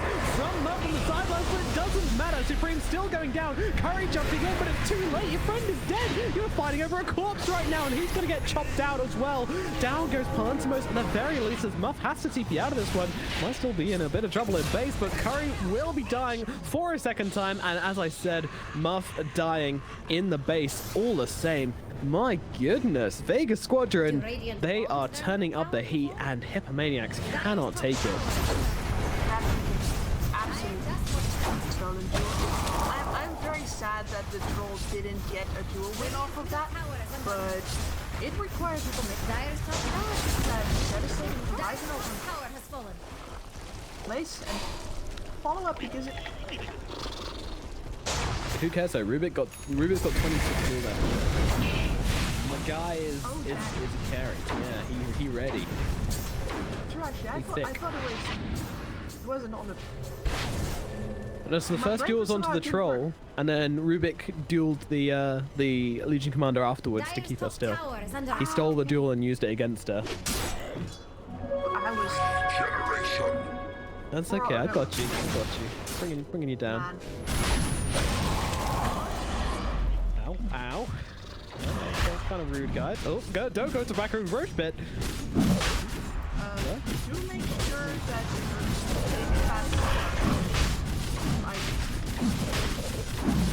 Exactly. Wise words. Well, they're not taking very long with this Roshan attempt, but I think they want to try and interrupt this. The tornado is coming through with the BKB pop from Palantimos just to make sure he can rip through it. Rip through it, he's coming in there, but he doesn't manage to take the agent, and now he's in a really bad position. By really bad position, I mean he's fucking dead. And now they turn over to Curry as well. Curry trying to make it to the high ground. He's got the radiance going to burn away at them, but unfortunately, it's looking pretty grim right now. Muff trying to escape through the tree lines. Yeah, they're bailing on Muff. Luckily, they'll be able to leave one person behind, but Curry, he flies once here. He could be in a really bad position, but look at Supreme turning it around. He's got the BKB, he grabs one kill. Looking at DM as well, as back comes Curry, back from Palantimos as well. Both of them did fall, and both of them come springing back up, ready to fight anew. Unfortunately, it's Hippomaniacs who have lost two heroes right now, so it's going to be Vega who can put on the pressure, and they're going to continue pressing away in this little tower. I'm going to say Curry, he's just not feeling like a hero right now. Probably call him a Korma because he's just not playing hot. Well, and I think Saberlight, he knows, right? And they don't know the Palantimos. They had some way that they Look at Dire's should bottom actually tower, not... Jax. Won't have- Radiant are scanning for enemies. Yeah. It's going to be possible. Saberlight goes in. Desperation does not work out. Oh, Cataclysm with the duel. It's not enough to finish the Venomancer. He actually gets the ultimate off. They might even still decide to fight this. Maybe not without a last hero, though. That's their aura carrier who has bitten the dust as well. Vega Squadron, you can't be that sloppy. Despite the fact that they are so far ahead, being that split up is... Oh, Saberlight. Saberlight. He's coming into contact with the Rubik. Rubik's trying to hunt him down, but with all the poison coming down onto him, that's going to be an easy kill. But they should get the return here. Get themselves a little Rubik. Just burning away here. Tornado going to come out as well. Curry wants it, and Curry gets it. He finds the crit.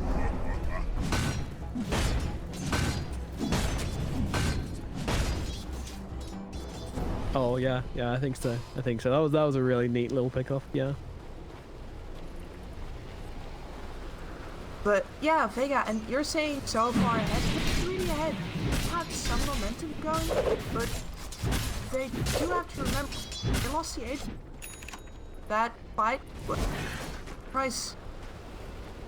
Of course, when they're 5 up again, the answer was.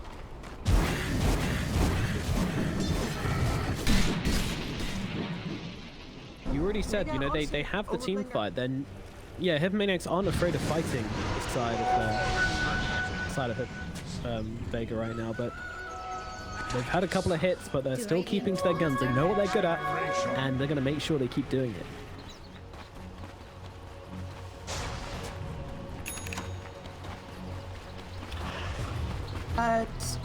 Yeah, you are Hippo. Well, he's fighting anyway. Last hero.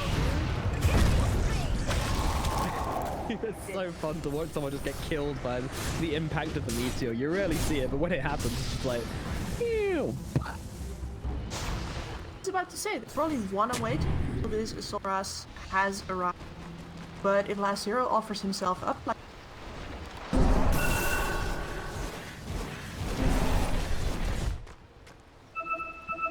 Yeah, got bandage fights with it.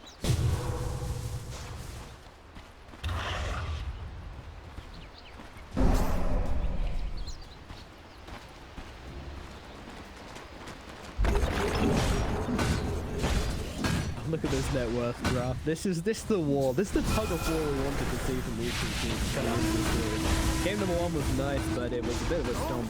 Anyway, look at it. Oh no, this could be bad. They've got him on the high ground, forcing him down to the low ground, into the clutches of the Troll Warlord. But the Winter's Curse going to come in, try and save him. But the return Winter's Curse going to keep the Legion Commander still as well. They haven't been able to take the tier 2 in the meantime. So whilst the Legion Commander is certainly going down, they get themselves at least something for it. Yeah, Blast will pass on to everybody and give Sunny away, but Sunny's able to TP out. So it looks like they will just lose Saberlight. And that's about it. The Creep gets away. Just about gets away.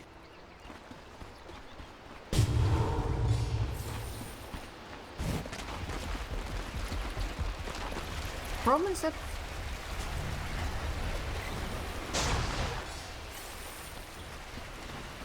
there are still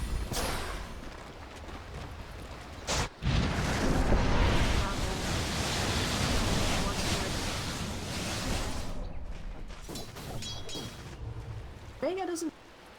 Invisibility. They Yeah. always have 5 people.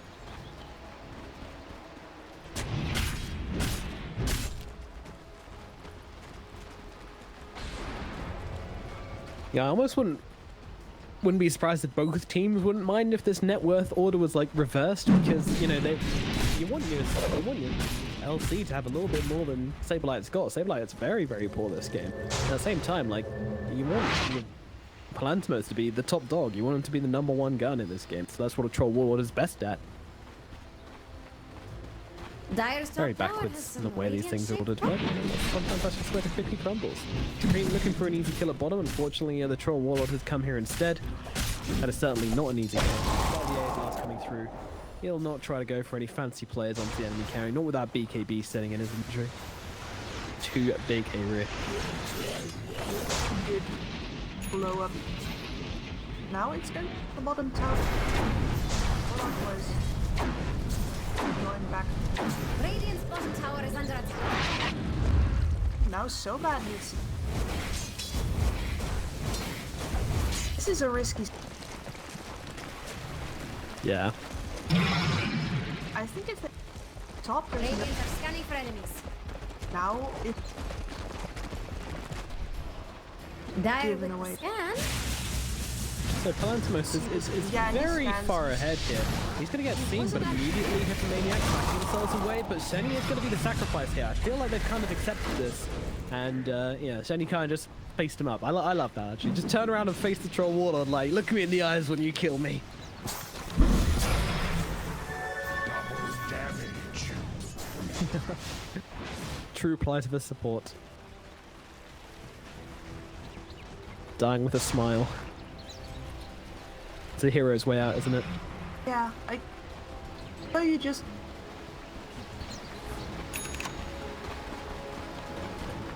How would he smile? I think you get vibes from him, you know? Vibes? Chill vibes, happy vibes, whatever. You know, you can tell when your pet is happy, they don't smile. Mind you, I guess pets. Try and... They're fighting on the shrines. Oh, this is really bad. The Winter's Curse onto the Wraith King. They're taking away his mana. Is it enough though? The Cataclysm coming down. They're able to get a kill. So about a immediate buyback coming out from him. They're trying to bring down Muck. Muck gets out from low ground as he able to get the Winter's Curse out just on the troll wall. Inside the BKB. That's pretty damn good. But now Curry still trying to chase DM. Hippomaniacs just struggling to really find any kills out of that initial first one. Troll wall might be the new target as he's stunned up. Have to pop the ultimate. They're still bringing him down. Muck is finished off. Sablite on the run from Plantimo. Plantimo still chasing the BKB. Doesn't save him. Plantimo's actually living through this all. Curry, he just can't catch it. Finally gets on top of him with the double crit. Will bring him down, but Supreme is killed off by the rest of the team in the backlines. That is actually so many heroes dead on both teams. And I think that was pretty favorable for Vega there as they only really lost their Rubik and their Troll, but still losing their Troll is a bit of a hit. Not a huge one though. Look at that XP. My goodness, absolutely drinking in this stuff. 12,000 XP going the way across, well, 11.5 across Vega Squadron. And quite a decent amount of gold as well, as there were 2 buybacks coming in. Almost everybody on the side of Hippomaniacs dying except for the Wraith King there, as he did have that reincarnation. I don't think that there's a way for Vega to fight, especially Warlord needs in order to force out all of the spells from him. You say that really well. It's back into the that he needs. And Curry had a serious set of balls on him there as he just runs up onto the high ground by himself whilst most of his team is dead. It's just like, yeah, your troll's not alive. I know I've got reincarnation. Let's go, kids. Very risky. For example,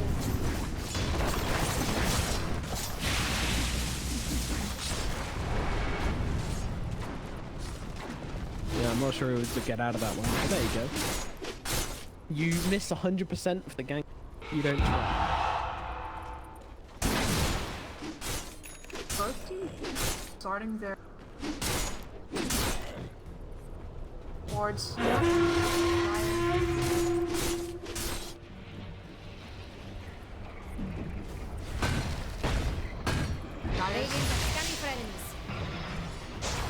Yeah, we were just checking that out actually. So much vision around this area. This Roshan is going to be so important, and we get to find out. Well, it's actually just respawned now. The moment any team knows about this, actually okay, so Hippomaniacs know, Vega, they now know as well. There's nice blast coming through. That's beautiful travel whiff there. Not too sure about it. Look at last hero. He's coming up with the high ground. Maximus is looking to back up as well. Immediately coming in with that stun onto the troll wall up. They put the low soul on him to try and fight him up. Lurch from Wall Raid King. He does have the reincarnation Manatos talent actually, so he's going to be absolutely fine. Coming back for a second run, but can they really get into this fight? I think they might be able to take it. In they go. They get the duel onto the troll. Now the Cataclysm is coming down, but it's not enough damage. So touching Sableye being melted. They'll have to use the Winter's Curse to further control up Palantimos, but Sableye does die all the same. Raid King also being held back on the backlines. Supreme, he needs to get himself away, but he's pretty slowed up by all the poisons. And Misha is the one-man band, still trying to fight back into Hold Hippomaniacs. The rest of them deal with Curry. They're all able to do so. Misha doesn't even get off his life for this. The Lake Storm's going to keep him alive. And Supreme, oh my god, he gets beheaded by the Underlord with a stupid amount of damage. Look at that man. He's hitting for like 500. Supreme didn't see it coming. Oh my goodness. Palantir finally gets his fighter fight. All of the burst damage that he's adding here. And I think what helps him in here was that this side with the racing down first. That's not ultimate concept. Exactly. While DM was on the back lines, poisoning everyone up. Nobody was focused on the top. Yeah, that's kind of the main driving point of this game for Hippomaniacs. They're just focusing so hard on this Troll Warlord that they couldn't really see the rest of their team just getting decimated by this Venom on the back. Troll has just leveled spell on the battle attack. Such a good talent this game, actually. So, it's taking a lot of damage right now. They're a little bit, unfortunately, brought down to about a quarter HP. And Radiant Burn, the AA. The Wyvern, a lot of blasts, a lot of DPS. He's got a meat. Yeah, they're really looking to go here with that Lotus Orb as well, helping out immensely from the Underlord. And they're just challenging right now, but the Invoker is coming back. The DPA blast, no, not quite landing there. God, there's such an insane amount of buffs when the Chen is nearby.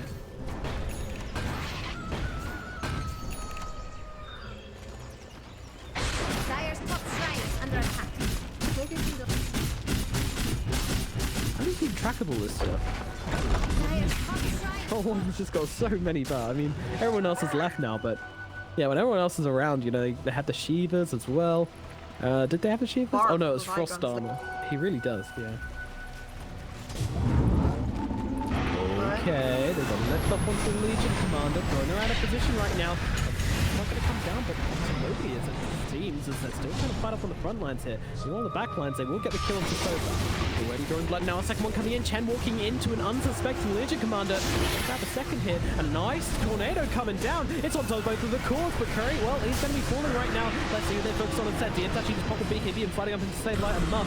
Meanwhile, Senny trying to back out. He might be getting low to the poison over, won't be finished off as Palantimos will be losing his first life. AA Blast going to be queued up, but fired into nothing. Save Light still getting run down here as the Betamax is just on top of him time and time again. All the buffs in the wild won't save Saberlight anymore. Does he?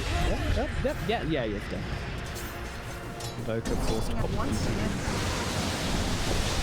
It's been a real rough game. Time, and after you get not done.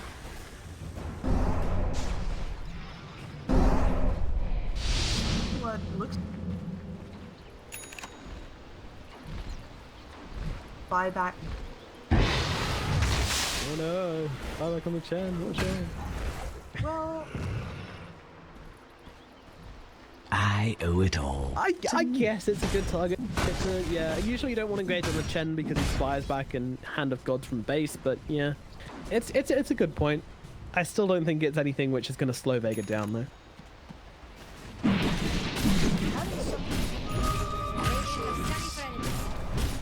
True. at any rate, I've just... In that sense, there is not really punch a hole. Margin.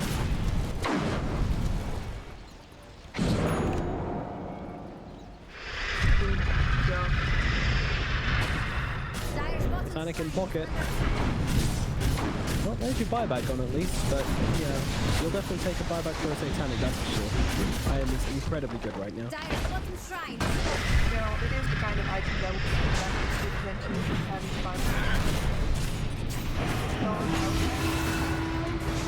Saberlight is going. Oh no! How many times Saberlight? He's struggling so much to find these duel, and it's like the only way they can really start these fights, right? Like, you have to get back up onto the high ground. They've got 4 Plague Wards immediately spawned on the high ground from that 2-man Venomous Gale as well. It's a good...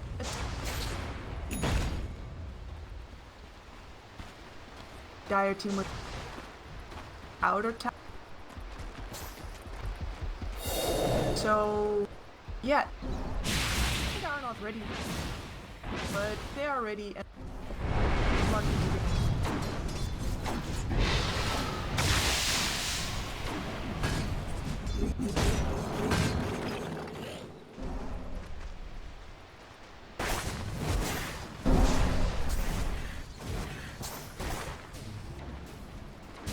we need something really special to come out Supreme for the next fight. He's had a great game. There's no taking that away from him. Even if they lose, he still had a really, really fantastic game. But we really need him to show up to the next fight with something almost unrequestable of him.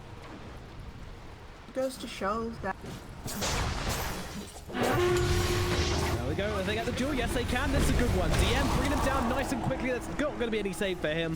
Vega Squadron will be losing the Venno at the very least, and that is 1,000 gold for Senny. Of course, split out amongst everybody who was present, which is quite a few heroes.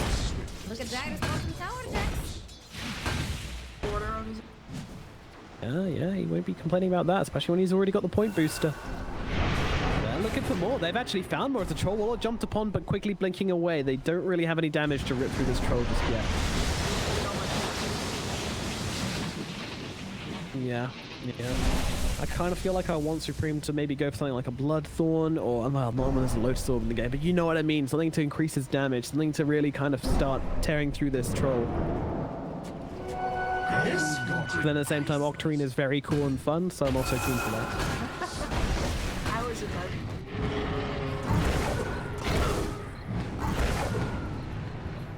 Yeah, it's cool. How about you, Tim?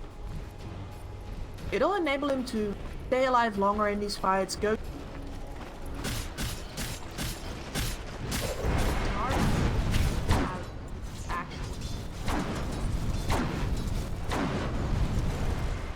I always get the feeling with Octarine Hall, they could make the spell magic feel a little bit higher. You know, I know Bristleback would, you know, could get a bit carried away with that, but I always feel like it's just such a non-factor in most heroes. Flesh rack back faster than... Yeah, Leshrack's my boy though, so I don't care. He's a fun hero to watch. But... Radiant's middle tower is under attack. He's strong, he's real strong. Yep. With all of these heroes, you know... But a Leshrack does everything. So, be careful with that beneficiary.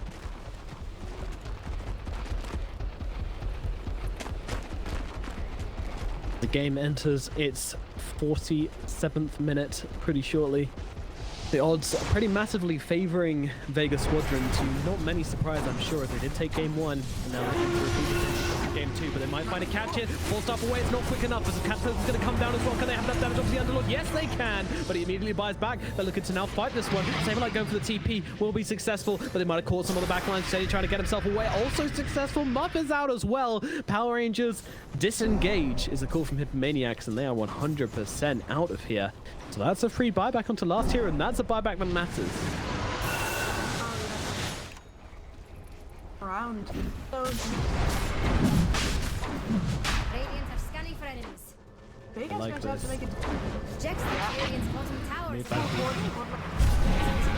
They will march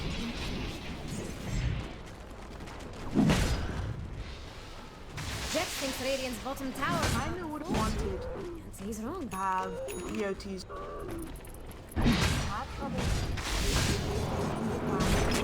Radiant's bottom tower is under attack. And right now, it... Go Roshan.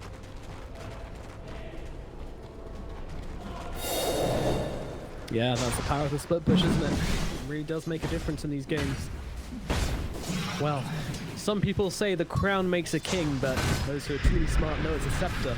And Wraith King is going for exactly that. In fact, he's got the gold for it. Might not have the buyback for it just yet.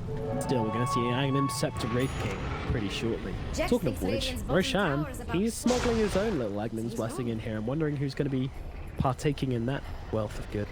Probably not Troll, as it does literally nerf him. I'm not sure if, did they change that in the Summer Scrum?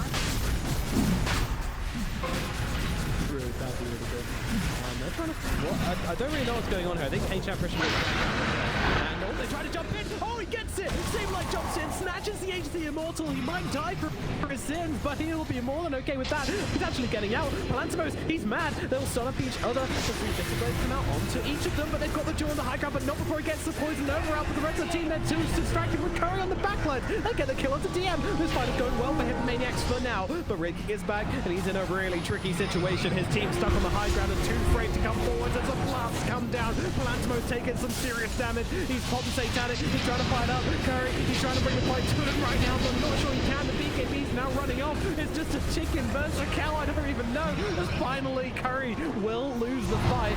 And now Supreme trying to get out onto the high ground right now. The buyback comes in from the Wraith King, and this is going to be Vega disengaging. They respect Hippomaniacs enough to respect this buyback from the Wraith King and get out of this fight.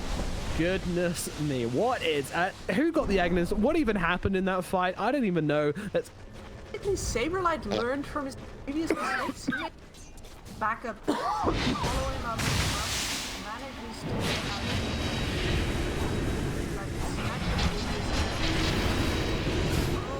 Curry, are you okay there, buddy? He's still got the reincarnation, but as you say, he's not in a great position.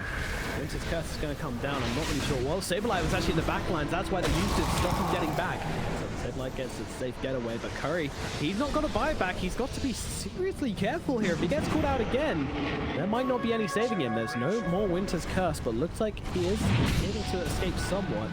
Zenny, nice full stuff onto the high ground. My God. That is a save and a half. Saberlight still looking. He's going on to DM. The Cataclysm are coming down. Supreme on the high ground as well, but he does not dying. He's not taking any damage. Finally, he will be able to get the ultimate off before he falls from the high ground. And Vega trying to do something here, but it's just nothing to be done. Tornado's being thrown, but he's just completely stuck. Where even is he? He's just in this little cliff all by himself, all by his lonesome. As Curry tries to come in, that BKB is now running off, and they're looking for the kill to Legion Commander instead, which they will certainly get. There's the Aghanim Scepter to keep them alive a little bit longer. And Supreme trying to come in the sidelines here. He's got to be a little bit cautious. He's not got that much health, but should be okay as he gets himself up. But still, Saberlight will die. How did they not get the kill onto the Venomancer there? The Aeon Disc. The Aeon Disc just did everything. Go for me. And I really like to see that Hippomaniacs. Dire's middle tower is under. He's got basic lives with it all with it.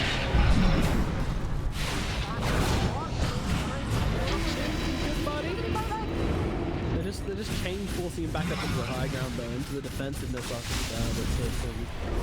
the It's hard to not make force overextend for you though. Lantimos could be the one in trouble now. He's forced to pop the BKB as well. Saberlight by back as well, trying to get back into this one, trying to chase. He's getting a duel actually. He's actually going to get inside of the Winter's Curse. Oh no, it cancels a taxi. There has been cancelled, and Lantimos left alone tries to turn it around, but he can't do anything. He's just going to get killed off as his team are forced to retreat without him. Misha on the run now as well, but Supreme's on top of him with that AoE deafening blast. The Hex comes out from him. He apparently has a Hex by the way, but the cold snap and everything coming down. It's two huge kills for Hippomaniacs.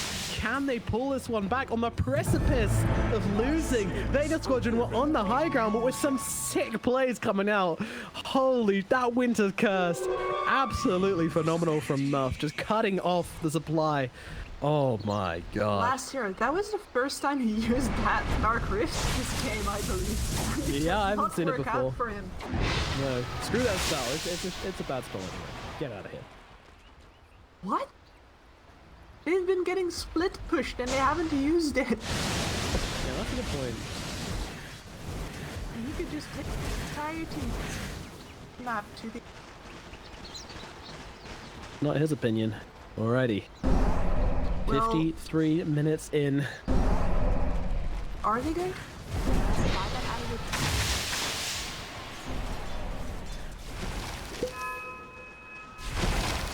Okay, they don't have buyback on Supreme. They do have buyback on Supreme. That's about all they have buyback on. They don't have it on Saberlight, and they don't have it on Curry either.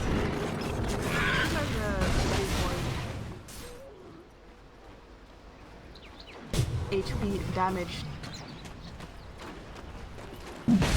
Basically, once the Romancer is far enough away that you can take the tower, but not have, or you just have to give up and go.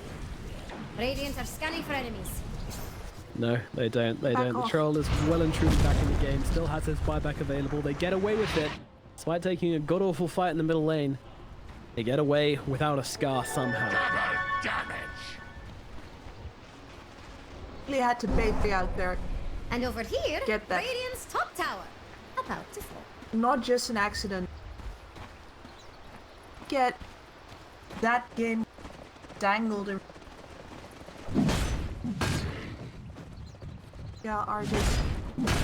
You're right, try it. It was very close. Curry died twice. Beast.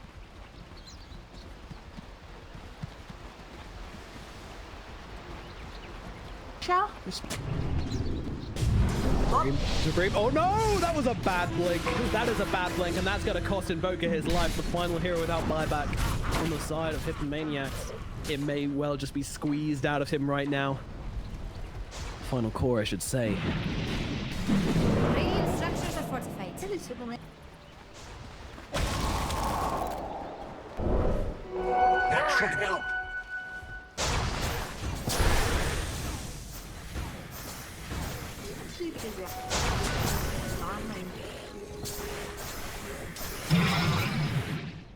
Skeleton's been pretty annoying.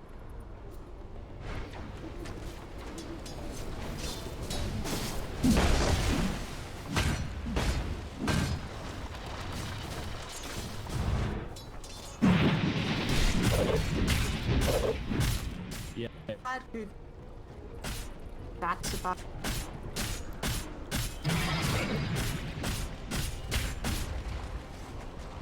On the other side.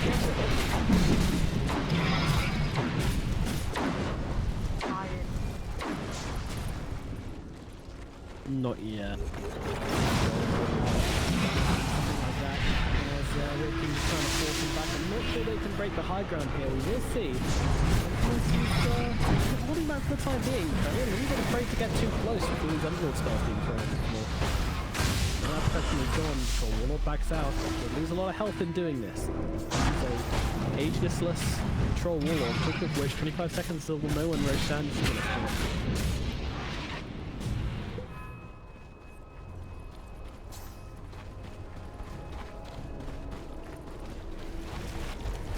Their objective timings and budge that, but still, no Invoker buyback. That is big, and Curry, he's about to have his available as well. Look at these things coming down. They want this kill. They're surrounding onto him right now. He might have his buyback, but he might not have it for long. The fourth staff is coming out, trying to keep him alive. Muck is here with the Winter's Curse as well, so they can't really overcommit onto this one. Vega know this. That's why they're not just piling bodies onto this Wraith King, because they will pay dearly if they do that. Back to...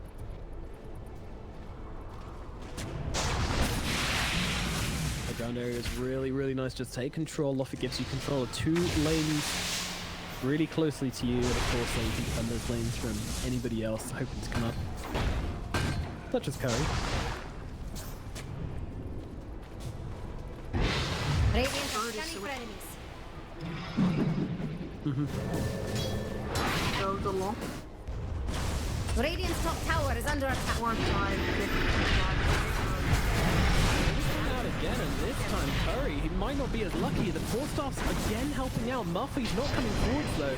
He's holding back for the time being because Supreme is wanting to get over to this fight. And well, they'll be happy with the BKB pop. Oh, AA might be a better target for them. He doesn't have buyback, but they won't initiate. They don't want to over-engage onto an ancient apparition, not when you've got the threat of this Winter's Curse hanging in the backlines. And of course the duel as well. There's a lot to be worried about. And Supreme, he's only gone and bloody done it. He's only gone and farmed up and finished up this refresher orb, still having buyback for himself as well. It's a huge purchase with the Terrain Core as well. This man is going to be shitting out spells. But an eloquent way. Not away, I'm afraid. Yeah, Vega really have to be careful. Choke point fight on him. Because, let's face it, if they can't to whiff or whiff one or two or have it while they're going off, keep him in. Some answer with. They are checking.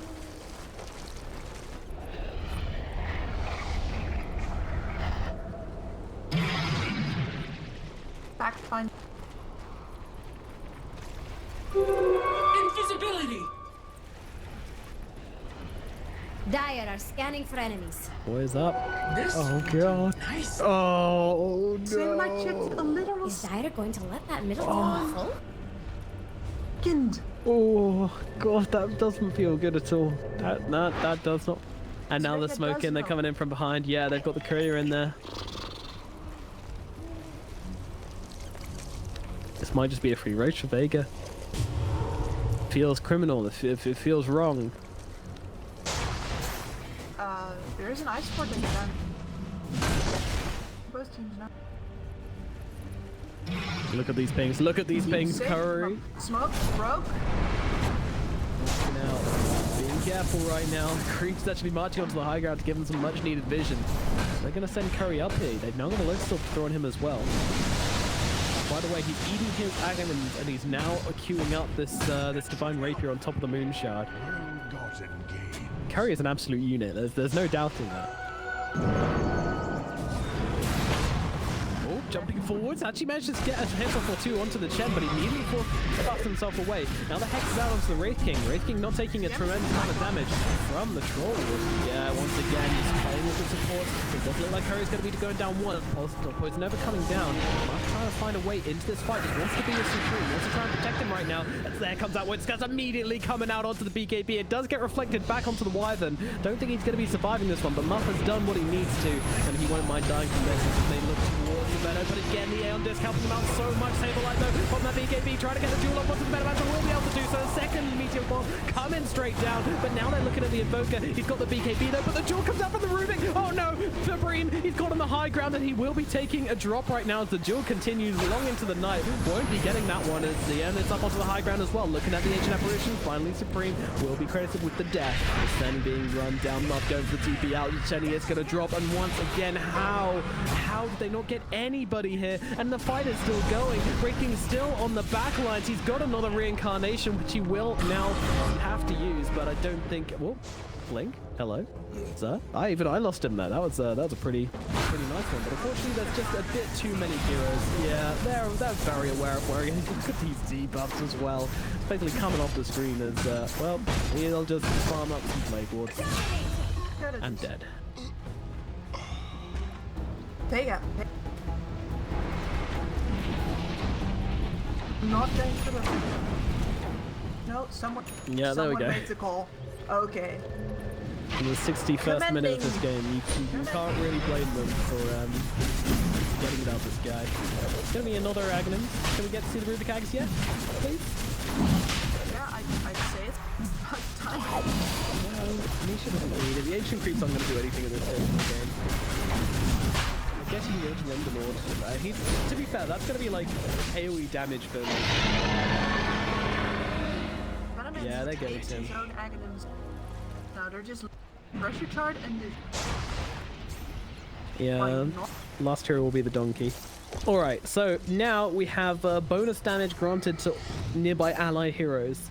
It's going to be half of 160, which is 80. Dire's middle tower.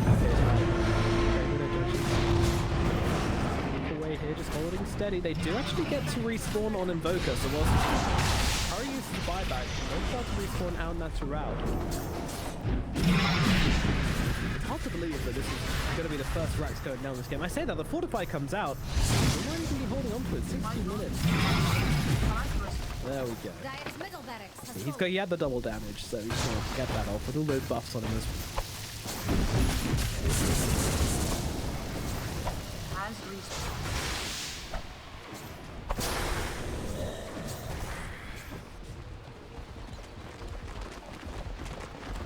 It's about time. we're sitting up. Radiant are scanning for enemies. It's a Careful. They scan him out. They're picking him out as well. Supreme's got to be careful, but he's got Saberlight with him. This might be more than we realize. He wants a BKB. Going in deep. The jaw going to come out of the Rubik as well. Going to bring him down. Time Hanger's going to help out as well. I don't think they've got his kill. He actually lives. The Air Blast might finish the job. No, it won't. He forced us himself out of it. And now they turn around and look towards the Legion Commander. Legion Commander, she's going to get killed. Finally finished off as Plantimos joins the fight and we'll be able to grab that one. They don't even kill the goddamn Rubik. How are Vega so good at keeping their heroes alive? Absolutely great. I juggle all of these buffs. play ability. Come out on top. Cast her spells again. Or super light. It was a very clever play. Yep. Expected the girl was set up on.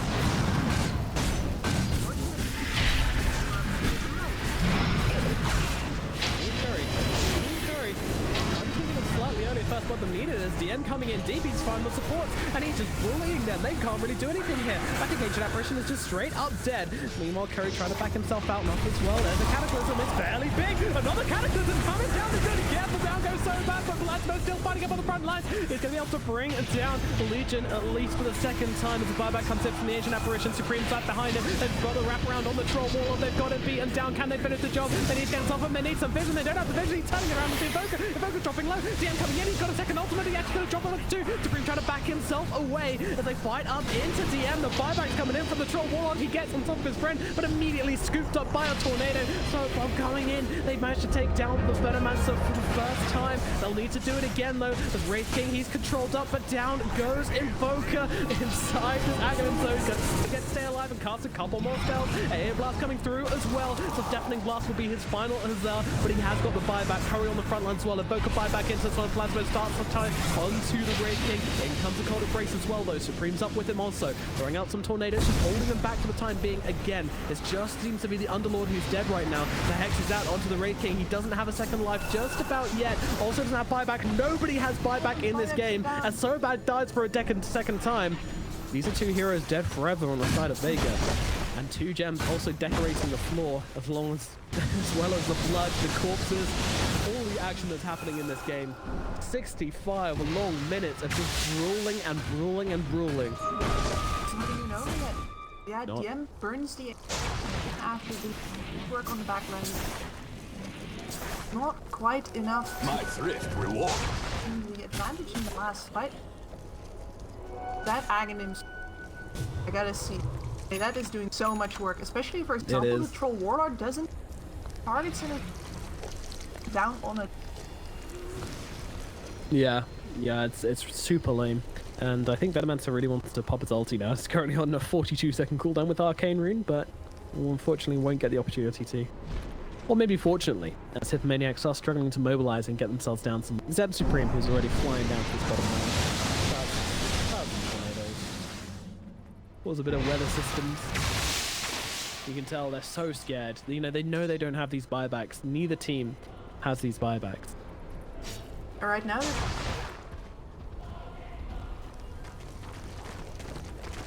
Problem is that the Wall of Wards is already. Plus, there's Last Hero, Nightmare. Somehow outside.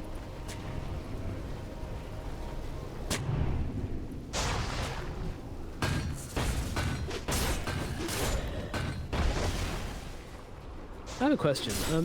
If you hand duel a Venomancer when he's already used all of his poisons, will the poison victim still get taken damage from the Veno?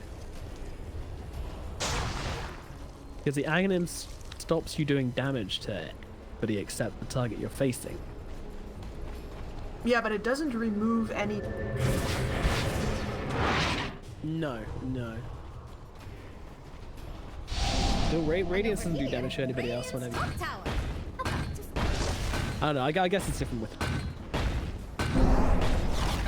I would imagine that would be. Because Radiance is like a constantly refreshing.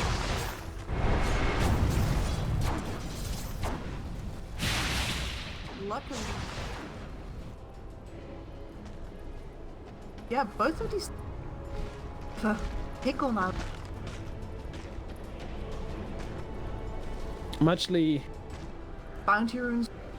Well. I'd like to point out something which is really triggering me. This gem up here, this is just like straight up giving the Radiant like a tiny. They also see this ward, but they have like this tiny field of vision here. They just pick it up, put it back down again. That goes away. You know, you at least put it in your base, but they're just leaving it be for the time. All right, Curry, let's start swinging it. Let's get out the big boy plays and give us a walk.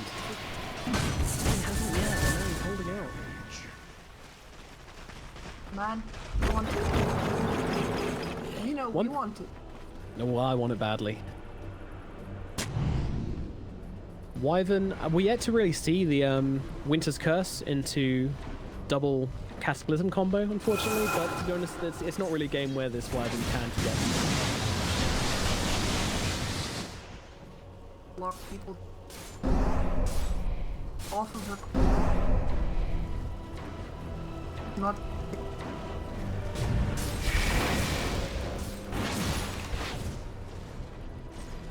Nobody giggled, but it is 69 minutes in. Heading towards the 70th minute of this game. And it's going to be the 5th Roshan. Spawning relatively soon. Bounty ring? Either get their positioning. Everyone's so terrified, yeah. Come on, guys, you're gonna have to fight her eventually. Let's not wait for buybacks for too long, but I mean, the biggest buyback which is coming off soon is definitely Curry's, right? 20 seconds. Wraith King, the most farmed hero in the game. What's his net worth now? It's pretty high.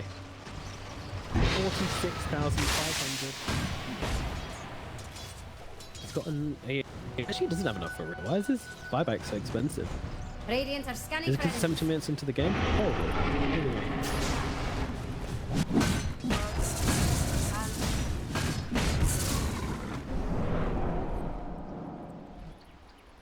Gap in this. How can you give someone gap?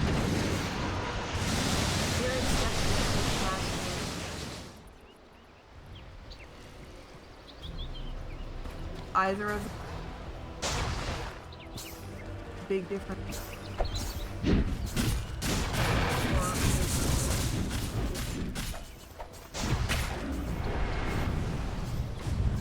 Oh, Rubik went for the minus 15-second telekinesis cooldown. I mean, it's probably better, but most Rubiks I see tend to go for the John spell amp. Then again, I don't really see many Rubiks hitting level 20. Also, the Chen 25 is insane, plus 350 God heal. I was wondering how people are just getting like blasted up to full HP again. And that's a 1k heal on the Chen instant. He really shouldn't he? That's. It's like, I'm actually not joking. Yeah, no, I'm just checking how much it gives, right? 20. That's 250 heal from like, what is it? A 2,700 gold item. Yo.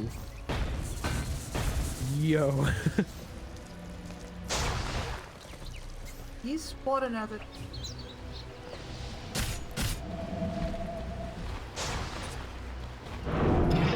Big. Valentinos. He's already got it. Hurry, does he realize this? Like, I don't think they know about the double damage. He's tried, but he doesn't find it. He just jumps into the trees, absolutely flat. Now the head comes out off, but he's not lasting very long against the blender that is Troll Warder. The team is saving. Oh no, he turns his attention to Europa. Oh, but it comes to Winter's Curse though. Just about keeping the troll still, but doesn't matter. The moment he comes out of it, he finishes off the Invoker Muff as well, getting super duper low to his own teammates. Will just about be able to heal himself up with that cold embrace. Invoker is dead though. Won't have buyback for another 45 seconds. Renegade run down as well. Might be able to make it out. No, never mind. The Wyvern will be able to. Curry though. Oh, Curry, I don't think he's going to be surviving with 20 Lantimos is on top of him. Quick dash for him as the ultimate pop from the Troll Warlord along with that overwhelming us. Press the attack ability. He will in 17 seconds. He's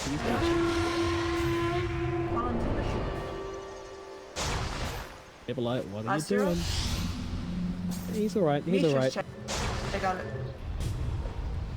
Have all 5 Roshans gone to Vega? No, the Sableye stole it. Sableye stole the corner. Third, actually. Well, so what relation is this Roshan to the first Roshan? So the last Roshan was his dad, the Roshan after that was his granddad. The Roshan after that was his great-granddad. So this is now the great-great-grandson of the first Roshan. Is that how it works? Yeah. I was more thinking recurse sort of ordeal where you use. Yeah, that is what the law says. Fair answer. Well, finally. In order to get the buildings, they are not trying to play around. Yeah, I mean, this late on, it means very little, these lanes of barracks. You know, the bottom one obviously does. Mega Creep certainly still makes a huge difference. Well, at the very least for Vega, as a team that can't split as well as the other side can, it is not just a win, but definitely a... Also, what's great for me is that they blew 2 buybacks on that had just came off full. There is more, and I doubt that they'd go for That kill. should help.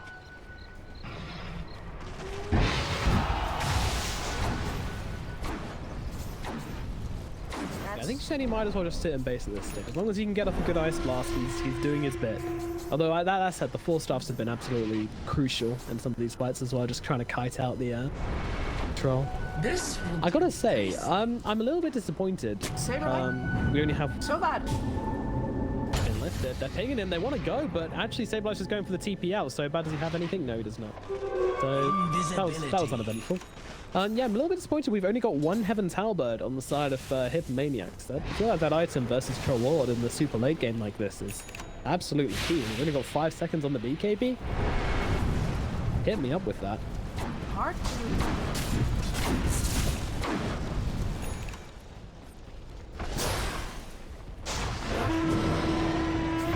Gotta say, by the way, Squadron is...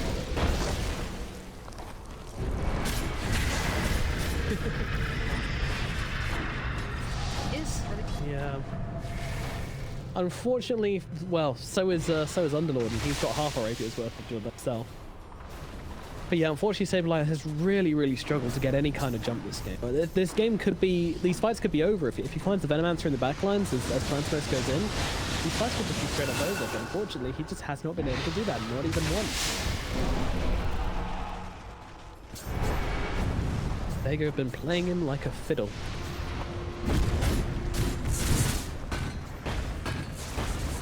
So hard to play in these... Have stuff. Right now, they're just moments where Dota is really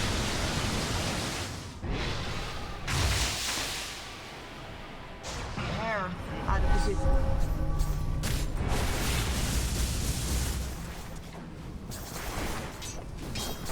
Not wrong. Pressure orb in the backpack for the Wraith King. So, he's got 3 lives now.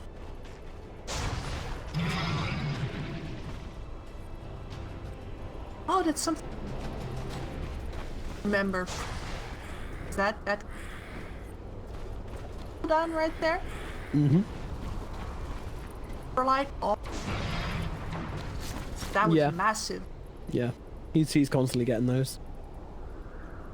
Bathroom break, guys. Bathroom break. Disconnect. Ooh, yeah, I need it as well. I'm ready to blow a gasket, but we'll hold on. You don't have a ball ready? What an app. Ew. One thing I'd like to see as well, I mean, there's a bunch of like possible items which I really want to see from both teams, and we're just not really, is Shadowblade on the Wyvern. You know, we haven't really seen a big curse coming out from him. He's basically just been using it to hold back the troll, which admittedly is very important, but if he had a you know, I just think Aghanims is okay. It's pretty damn bad. Yeah, I wouldn't. It It's is not a Kip's approved purchase. Well, here's the thing. You should always take my item rec. As I think I stated before, I have a panel of 5x are going twice on. What I do is I lay them, then we debate about the thing, positioning, itemize. So you're more of a conversation facilitator rather than a contributor. Yeah, I'd say. Of course, I have a couple of ideas of Right. concepts that I am more focused on who are after. They've been trained in the environment of solo matchmaking. Can't have. They themselves need. I, as someone.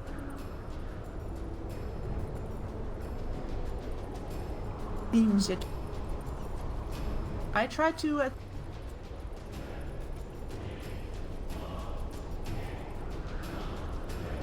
You have a waste.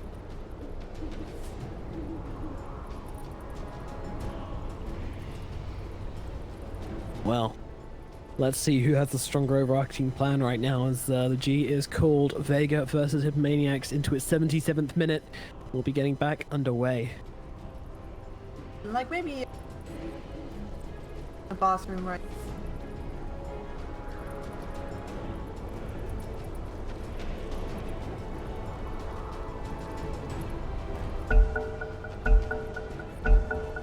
I didn't know you could call it timeout. Running back from the bathroom to keep the toilet off up to his foot, I'm sure. I don't see. At this point in the match, it's not even about, getting to close out this series. This is personal. For both of these teams, the other guys, they worked more than an hour. What just happened? Seti just got out by literally Rubik saw him. The Rubik could, if Rubik was ready, he could have lifted him, but he just gets out by a mere hair. Oh, they've got the Aghanim's. They drag the Wraithing out of position. This is cute, but is it enough? Looks like they will be able to get him down once, perhaps. They can't get in. They can't help him. Wraithing has no buyback. They need to do something here. There's nothing. Oh, the duel comes in onto the wall. That's Cataclysm comes down as well, but he's not really taking any damage. The double Cataclysm is not doing enough. The Merciful Blade comes down onto Funtos, and Couriers are reflected back on themselves. There's a Winter's Curse coming down. They're poisoned up. Saberlight has already fallen, buying back immediately into this one. They're taking so much damage. Ancient Apparition might be falling down as well, and Bo3 also pops some pressure up on Wraith King. Gonna keep him alive a little bit longer, but Supreme dying on the foot of his base. He's actually still. Oh, it's the Aghanim's. It's holding him back, and Saberlight dies a second time as well. It looks like this might well be over. There's not really much more they can do without Hippomaniacs, with only 3 heroes versus 5, and a bunch of buybacks on those 5 heroes still remaining. Stun gets reflected out onto the Wraith King. Wraith King, he needs another 10 seconds that reincarnation, but they're focusing on the buildings. They want the Mega Creeps. They don't really care about the Wraith King that much. That's how little they mean to them right now. They just want to finish off this game as the end comes in, finds the ultimate onto the Winter Wyvern. Winter Wyvern is getting himself away.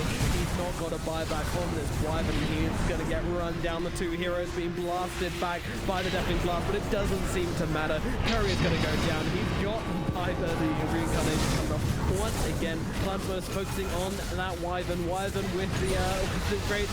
It's gone. They're out of here. They're all dead on the side of Hippomaniacs. Supreme trying to make it back to base. The Wraith King Illusion trying to fight. That's just not going to happen. And down goes the Invoker as well. They leave it finally pulled, and it is going to be a victory for the Vega Squadron. And just under 18 minutes.